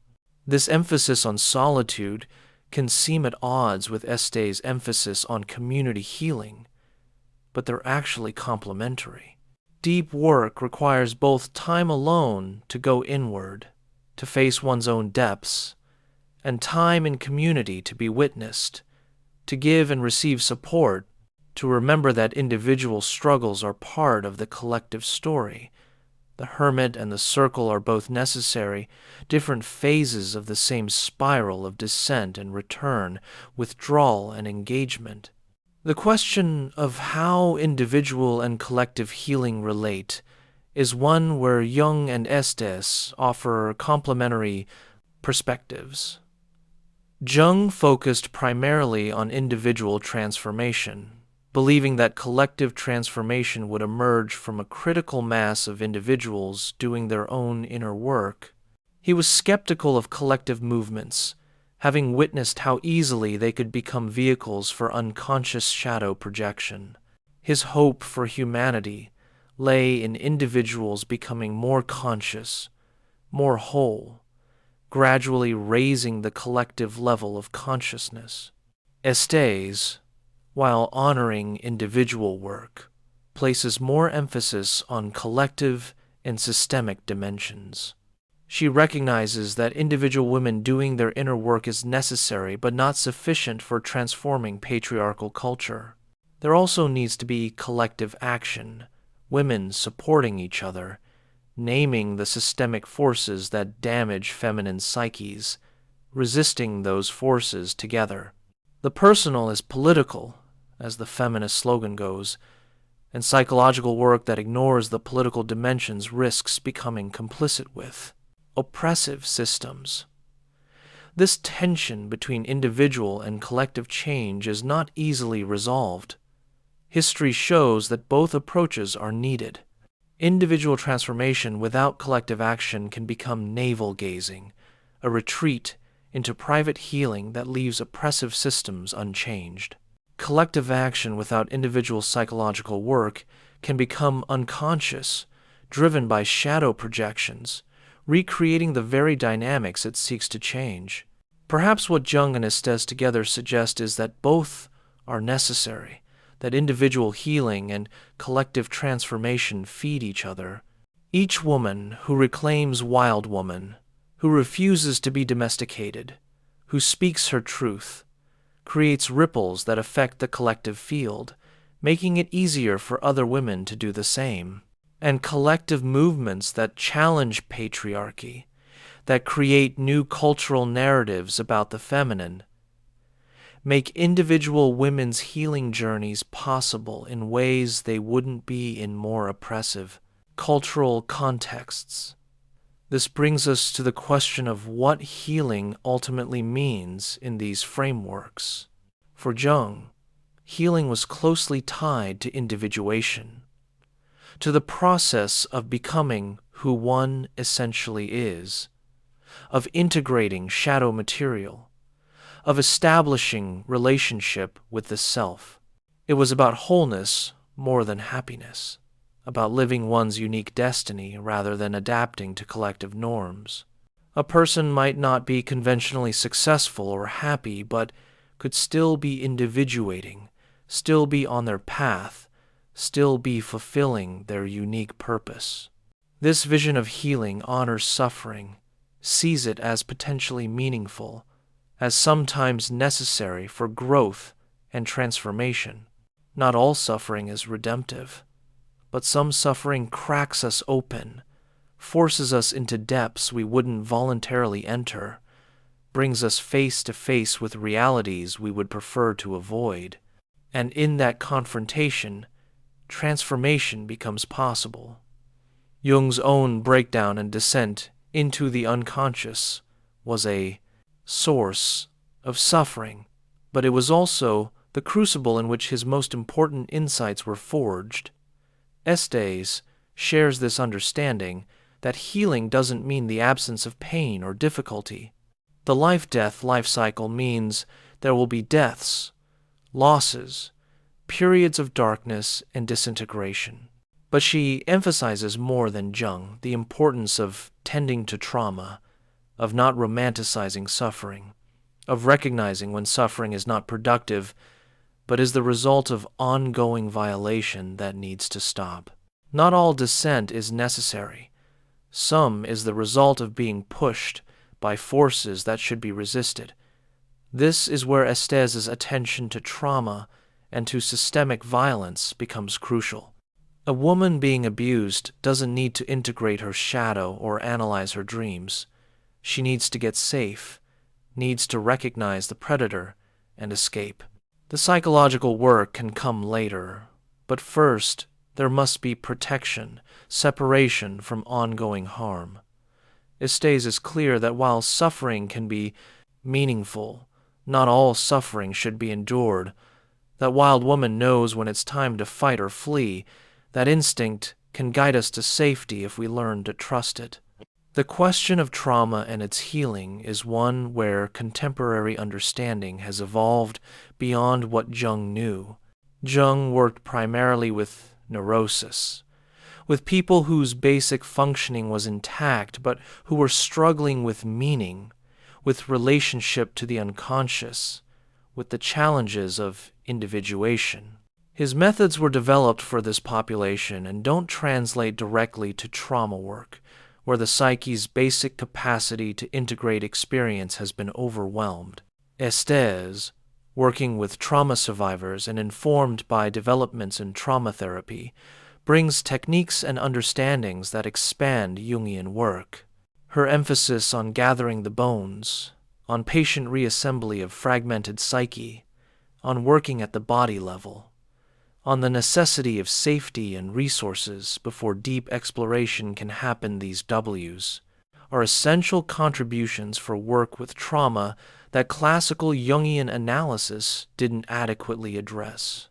At the same time, Jung's understanding of the compensatory function of the unconscious, of how the psyche tries to heal itself, of dreams and symptoms as meaningful communications, remains valuable in trauma work. The nightmares that plague trauma survivors are not just random neural firing, but the psyche's attempts to process and integrate overwhelming experience. The dissociation that results from trauma is a brilliant survival strategy that then needs to be gradually undone as safety is established. Understanding symptoms as adaptive responses rather than as pathology shifts the relationship to them in helpful ways. What emerges from bringing Jung and Estés into dialogue is a richer, more complete vision of depth psychology than either offers alone. From Jung, the map of the collective unconscious and archetypes, the understanding of individuation as the central task, the Dan, sophisticated methods for working with dreams and symbols, the recognition of the numinous dimension of psychological experience. From Estés, the emphasis on embodied knowing and instinct, the accessibility of folk wisdom, the attention to trauma and to systematic cultural damage, the insistence on beauty and story as healing forces, the integration of community and individual healing. Together, they offer a psychology that honors both masculine and feminine modes of knowing, both consciousness and instinct, both individual journey and collective struggle, both the heights of spiritual aspiration and the depths of animal nature. They show that humans are complex beings, requiring approaches to healing that address all dimensions, body and mind, individual and collective, personal history and archetypal inheritance, rational understanding, and symbolic knowing. The dialogue between Jung and Estés also reveals the evolution of psychological understanding across time. Jung, working in the early to mid-20th century, developed revolutionary ideas that expanded the field beyond Freud's limitations. But he worked within the constraints of his time and culture, with blind spots around gender, trauma, and systemic oppression that became visible only with later perspectives. Estés, working in the late 20th century with the benefit of feminist thought, trauma research, and multicultural awareness, could expand and correct aspects of Jung's vision while building on its foundation. This evolutionary process continues. Psychological understanding doesn't reach a final, complete form, but continues to develop as new perspectives emerge, as previously marginalized voices gain hearing, as research reveals new dimensions of how the psyche works. Contemporary depth psychology continues to evolve beyond both Jung and Estés, incorporating insights from neuroscience, from cross-cultural psychology, from queer and trans perspectives, from disability studies, from ongoing exploration of how psyche and culture shape each other. Yet the core insights of both Jung and Estés remain relevant. That humans have depths, that the unconscious is real and powerful, that symbols and myths matter, that healing requires engaging with the imaginal realm, that wholeness is more important than normality, that the soul needs beauty and meaning to thrive. These are not outdated ideas, but perennial truths, expressed in the particular languages of their times, but pointing toward realities that transcend any single formulation. As you settle more deeply toward sleep, let these ideas wash over you without trying to grasp or retain them. The work of Jung and Estés is not primarily intellectual, not primarily about accumulating knowledge, but about transformation, about opening to depths, about allowing the psyche's natural healing processes to unfold. Reading about their ideas, listening to their stories, is valuable not because you'll remember all the details, but because exposure to these ways of thinking, these ways of honoring the soul, can shift something in you below the level of conscious awareness. Consider the image of the spiral, which appears in both Jung's and Estés' work as a symbol of psychological development. Growth doesn't move in a straight line, but spirals, returning to the same issues again and again, but at different levels, with greater depth and understanding. You may have faced the same challenge, the same wound, the same question multiple times in your life, and it can feel like you're not making progress, like you're going in circles. But the spiral perspective suggests that you're actually moving through layers, going deeper each time, working the issue at more profound levels. The woman who at 20 faces her relationship with her mother has a different capacity for that work than she will at 30 or 40 or 50. Each return to the mother wound goes deeper, heals more, integrates more, because she brings more consciousness, more life experience, more resources to the work.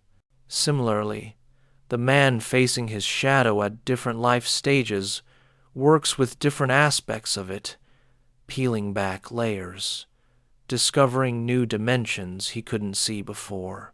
This spiral movement is how the psyche heals, not in one dramatic catharsis or breakthrough, but gradually, through repeated engagement with core themes, through patient attending to what needs attention, through cycles of descent and return. Both Jung and Estés understood this, taught patience with the process, trusted that the psyche has its own wisdom and timing. The image of La Loba, the bone woman who gathers wolf bones and sings them back to life, captures this understanding beautifully.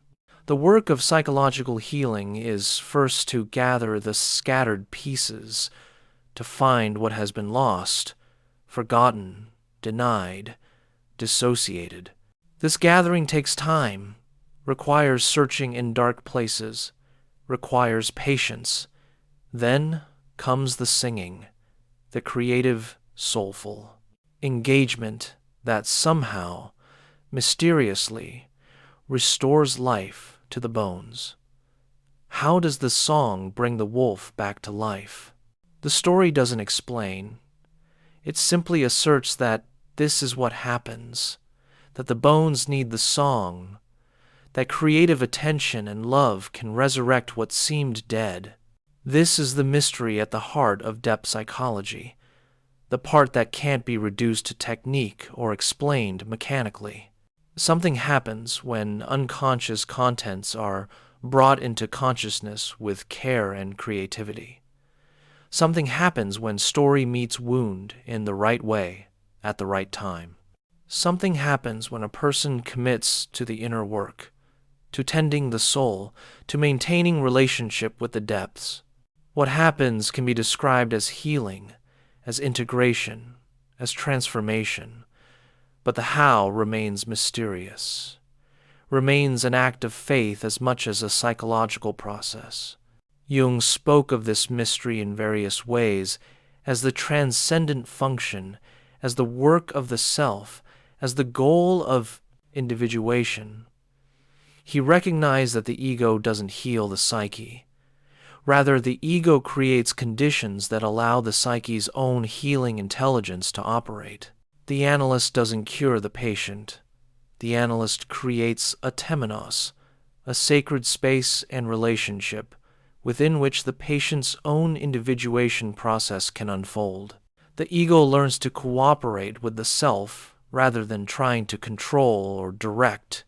Estés expresses the same understanding when she speaks of trusting wild woman, of getting out of the way and letting the deep feminine wisdom guide the process. The conscious mind doesn't know how to heal complex trauma, doesn't know how to restore lost instinct, doesn't know how to reassemble fragments of soul. But something deeper does know. And if we can create the right conditions, safety, patience, creative expression, connection to story and nature and body, that deeper wisdom can do its work. This stance of trust combined with effort, of striving combined with surrender, characterizes the paradox at the heart of depth psychology. We must do the work, must pay attention to dreams, must face shadow material, must maintain practices that feed the soul. But we also must trust that something beyond our conscious control is operating, that we're being guided by something wiser than the ego, that the psyche wants wholeness and will move toward it if we create conditions and remove obstacles. This paradox mirrors the spiritual path in various traditions, the recognition that effort and grace, work and gift, striving and surrender are all necessary. In Buddhist terms, we might say that the ego must make effort to create the conditions for awakening, but awakening itself is not something the ego accomplishes. In Christian terms, we cooperate with grace, but don't earn salvation through our works. Depth psychology, while not requiring religious belief, points toward similar territory, toward the recognition that human wholeness involves both human effort and something transpersonal, something that emerges from depths we don't control. Jung called this transpersonal dimension the self, carefully using a capital S to distinguish it from the ego self. The self is the archetype of wholeness, the ordering principle of the psyche, something experienced as both inner and transcendent, as both the deepest center of one's own being and as something greater than the individual. The relationship between ego and self is like the relationship between a single wave and the ocean. The wave has its individual form and trajectory, but it's never separate from the ocean, never independent of the larger whole. Estés doesn't use Jung's term self as centrally, but wild woman serves a similar function in her psychology. She is simultaneously the woman's own deepest nature and something archetypal and universal, simultaneously utterly individual and collective, simultaneously immanent and transcendent. When a woman learns to listen to wild woman, she's learning to listen to her own deep wisdom, but that wisdom connects her to something larger, to the wild feminine principle itself, to the instinctual knowing that all women share. This both and quality, both individual and universal, both immanent and transcendent, both psychological and spiritual, is characteristic of archetypal reality. The archetypes are patterns that structure individual experience but are not created by individuals. They exist in some sense prior to and independent of any individual psyche, yet they have no reality except as they manifest through individual psyches.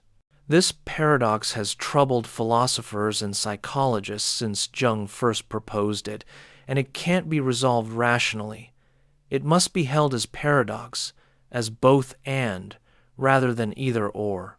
Perhaps this is one of depth psychology's gifts to contemporary consciousness, the rehabilitation of paradox, of both and thinking. In a culture that tends toward either-or binaries, Jung showed that the psyche operates through the tension of opposites, that growth comes not from resolving opposites, but from holding them in relationship until something new emerges. Masculine and feminine, conscious and unconscious, light and shadow, personal and collective, immanent and transcendent, these are not choices to be made, but polarities to be held in creative tension. Estés emphasizes similar both-and thinking, wild and civilized, instinct and consciousness, solitude and community, fierce and tender, life and death, as partners in a single cycle rather than opponents. This capacity to hold complexity, to resist simplification, to acknowledge that truth is multifaceted, is essential for psychological maturity and for navigating the complexity of contemporary life. As your consciousness drifts further toward sleep, toward the threshold between waking and dreaming, you are yourself embodying one of the great paradoxes, consciousness and unconsciousness interpenetrating, the ego releasing control as sleep approaches, allowing the unconscious to take over and create the strange dramas of dream.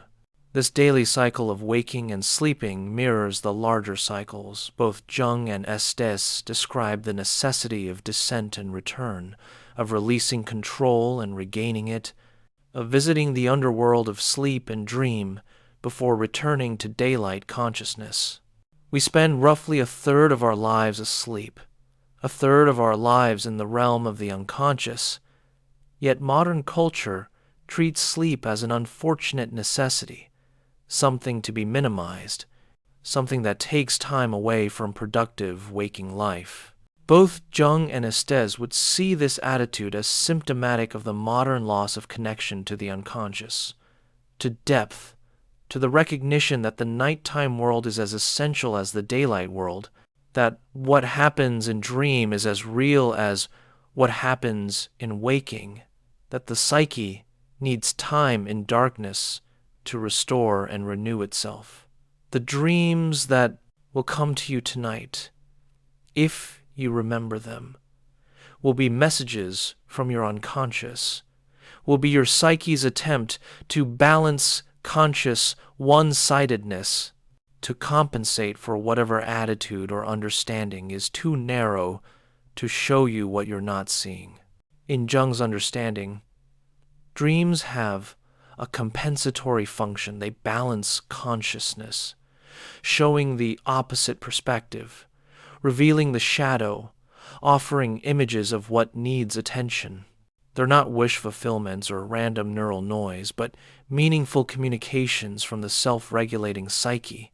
Estés might add that dreams are wild woman speaking, our instinctual wisdom trying to get through to consciousness, are messages that need to be honored even if not fully understood.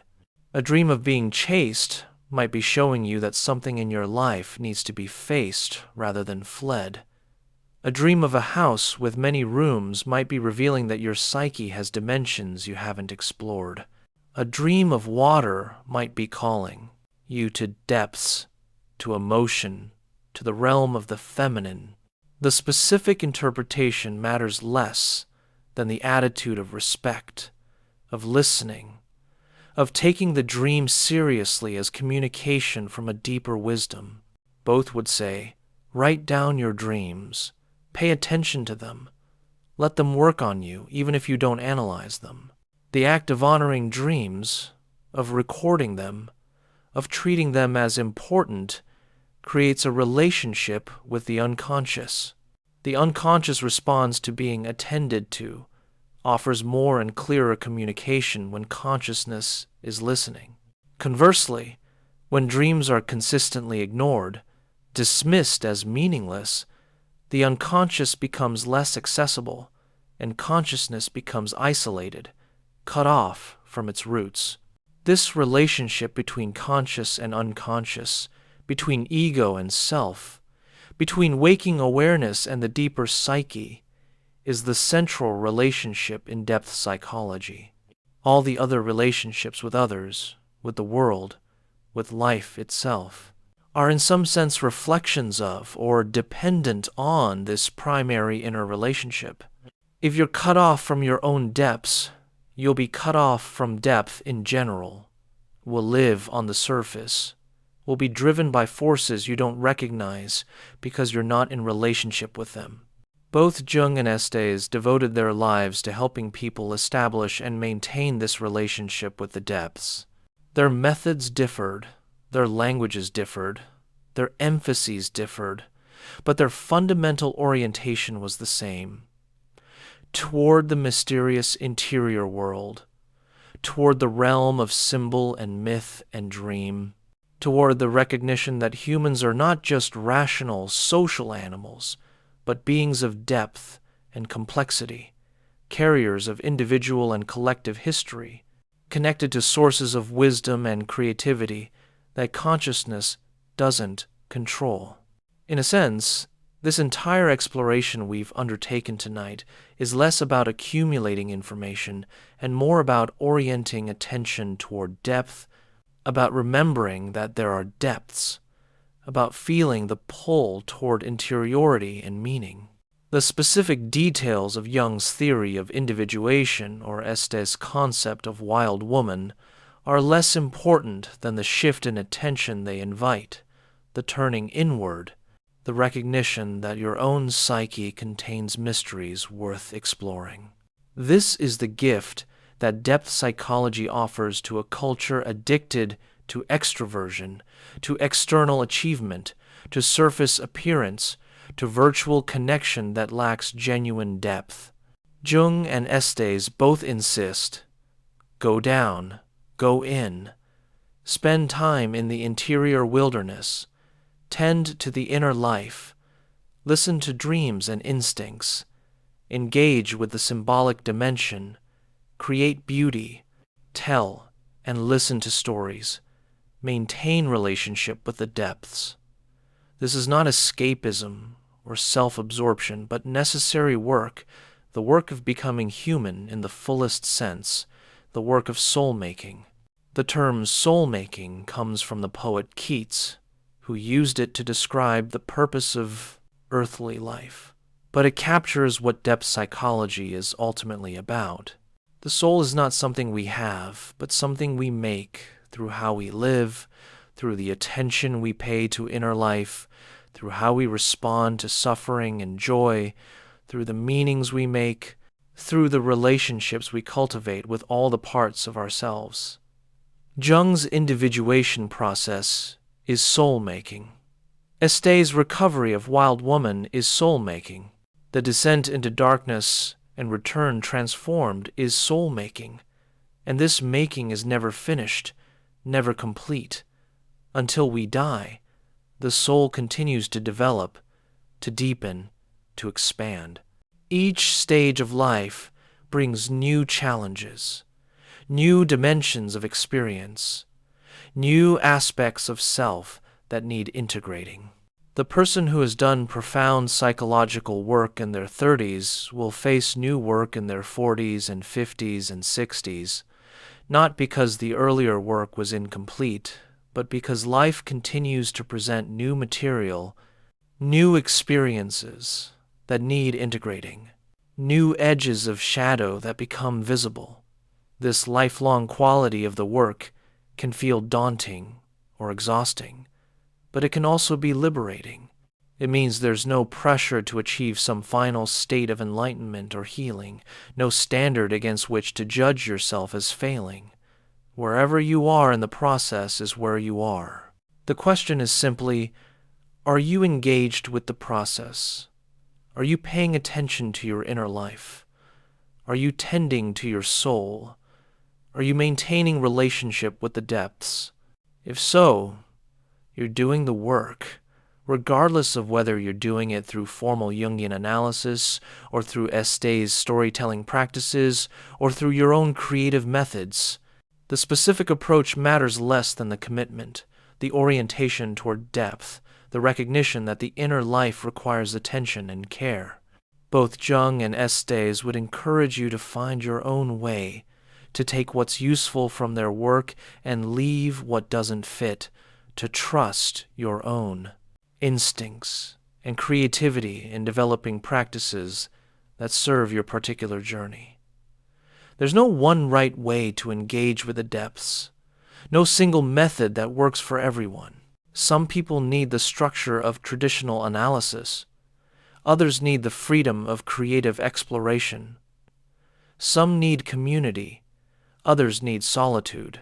Some need to work primarily through dreams. Others through the body, or through story, or through relationship with nature. What matters is finding what works for you, what opens you to depth, what helps you hear the voice of the self, or wild woman, or however you name that deeper wisdom. And this may change over time, may require different practices at different life stages or in different circumstances. Flexibility, willingness to experiment, trusting what calls to you even if you don't fully understand why. These are signs of healthy relationship with the psyche. As we approach the end of this journey through the dialogue between Jung and Estés, let yourself feel gratitude for both of them, for the decades of work each devoted to mapping the territories of the psyche, to developing methods for healing and wholeness, to serving the depths in their different ways. Their work has created pathways that thousands have followed, has illuminated darkness for people struggling to understand their own experiences, has provided languages for articulating the unspeakable dimensions of human existence. They were not perfect, not all-knowing. Both had their limitations, their blind spots, their failures to live up to their own ideals. Jung's personal life contained complications and contradictions. Estés's work has faced criticisms and controversies, but the value of their contributions doesn't depend on their being perfect humans. They were explorers who ventured into difficult territory and brought back maps, however incomplete, that others could use. And the exploration continues. Each person who engages seriously with their inner life, who pays attention to dreams, who honors instinct, who tells truth, who creates meaning from suffering, who allows death and rebirth in their own time, is contributing to the ongoing exploration of what it means to be human, to have a psyche, to be a creature simultaneously of nature and culture, of body and spirit, of individual and collective life. Your own journey, the particular constellation of experiences and challenges and gifts that make up your life, is unique and unrepeatable. No one else has your dreams, your history, your wounds, your creative potential. The work of becoming yourself, of individuating, of reclaiming your own wild nature, is work that only you can do. But you don't do it in isolation. You're connected to all who have walked this path before, to the wisdom carried in myths and fairy tales, to the archetypes that structure human experience across time and culture. When you descend into your own darkness, you are also descending into humanity's darkness. When you integrate your personal shadow, you're contributing infinitesimally to the integration of the collective shadow. When you heal your wounds, you're healing not just yourself, but something in the family lineage, something in the collective field. This is not metaphor, but mystery. The mysterious way individual and collective interpenetrate, the way personal work has transpersonal dimensions. Both Jung and Estés understood this interconnection, understood that the work of healing and wholeness is simultaneously deeply personal and inevitably collective. We heal in community even when we work alone, because we're always already part of the human community, part of the web of relationships that extends through time and space. Our ancestors are not dead, but live in us, in our genes, in our learned patterns, in the stories we inherit. And our descendants, whether biological or spiritual, will inherit what we pass on, either our unhealed wounds or our slightly more integrated wholeness. This recognition gives meaning and urgency to the inner work. It's not self-indulgent or narcissistic to tend to your inner life, to work on healing your wounds, to pursue wholeness. It's necessary and generous work that benefits not just you, but everyone connected to you, everyone who comes after you. Each person who chooses consciousness over unconsciousness, who integrates rather than projects, who tells truth rather than perpetuating family or cultural lies, makes the world marginally more conscious, creates a little more space for others to do the same. At the same time, the work has intrinsic value beyond any outcomes or benefits. Tending to soul, creating beauty, engaging with a symbolic life, maintaining relationship with the depths, these are good in themselves, are part of what makes life worth living, quite apart from any contribution to collective healing or evolution. The experience of depth, of meaning, of connection to something larger than ego, of creative, the flow, of instinctual, knowing, these are their own reward. So as sleep takes you now, as consciousness releases its grip and allows the unconscious to weave its nightly theater of dream, let yourself rest in the understanding that you are participating in the great mystery of psyche, of consciousness emerging from and returning to unconscious depths, of individual awareness arising within the collective field. You're simultaneously utterly unique and completely connected, simultaneously alone on your journey and accompanied by all who have traveled these territories. The conversation between Jung and Estés continues in you, in everyone who engages with their work, in the ongoing cultural dialogue about depth and surface, consciousness and instinct, individual and collective, masculine and feminine, light and darkness. Their voices join the voices of all who have honored the depths, from ancient shamans to contemporary therapists, from myth-makers to mystics, from artists to art, healers, all pointing toward the same territory, all testifying that beneath the surface of ordinary life lie depths worth exploring, that the journey into those depths, while challenging, is the journey toward wholeness. Sleep now, dear listener, and dream your dreams. Let them come with all their strangeness and wisdom, their fears and desires, their messages from the depths. Trust that your psyche knows what it's doing, that the dreams serve purposes you don't need to understand, that the work of integration and healing continues even as you sleep. Wild Woman is singing over your bones, gathering what was scattered, restoring what was lost. The self is moving you toward wholeness through pathways the ego doesn't recognize. In the morning, you'll return to waking life, to the world of demands and relationships and responsibilities. But something from the night will remain, some residue of the journey into depth, some subtle shift that consciousness can't quite articulate. This is how the work happens, not in dramatic breakthroughs, but in slow accumulation of small shifts, in gradual deepening, in the patient tending that eventually bears fruit. And if in the days to come you find yourself drawn to a particular story, to a dream image that stays with you, to a creative impulse that asks for attention, to time alone in nature, to an instinct that defies logic but feels true, trust it. These are Wild Woman's messages, are the self's invitations, are the psyche's attempts to guide you toward your own unique wholeness. The work of Jung and Estés has been to help you recognize these invitations, to give you languages for honoring them, to assure you that the journey into depth is necessary and worthwhile. So rest now in the understanding that you're held by something larger, guided by something wiser, connected to something deeper than you can fully comprehend.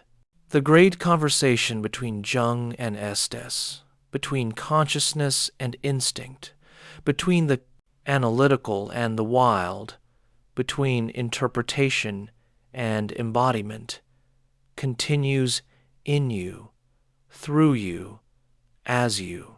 Your life is the living dialogue, is the ongoing exploration of what it means to be a human with a psyche, with depths, with soul.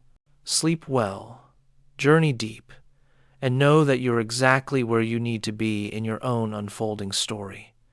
The bones are being gathered, the song is being sung, the wolf is coming back to life.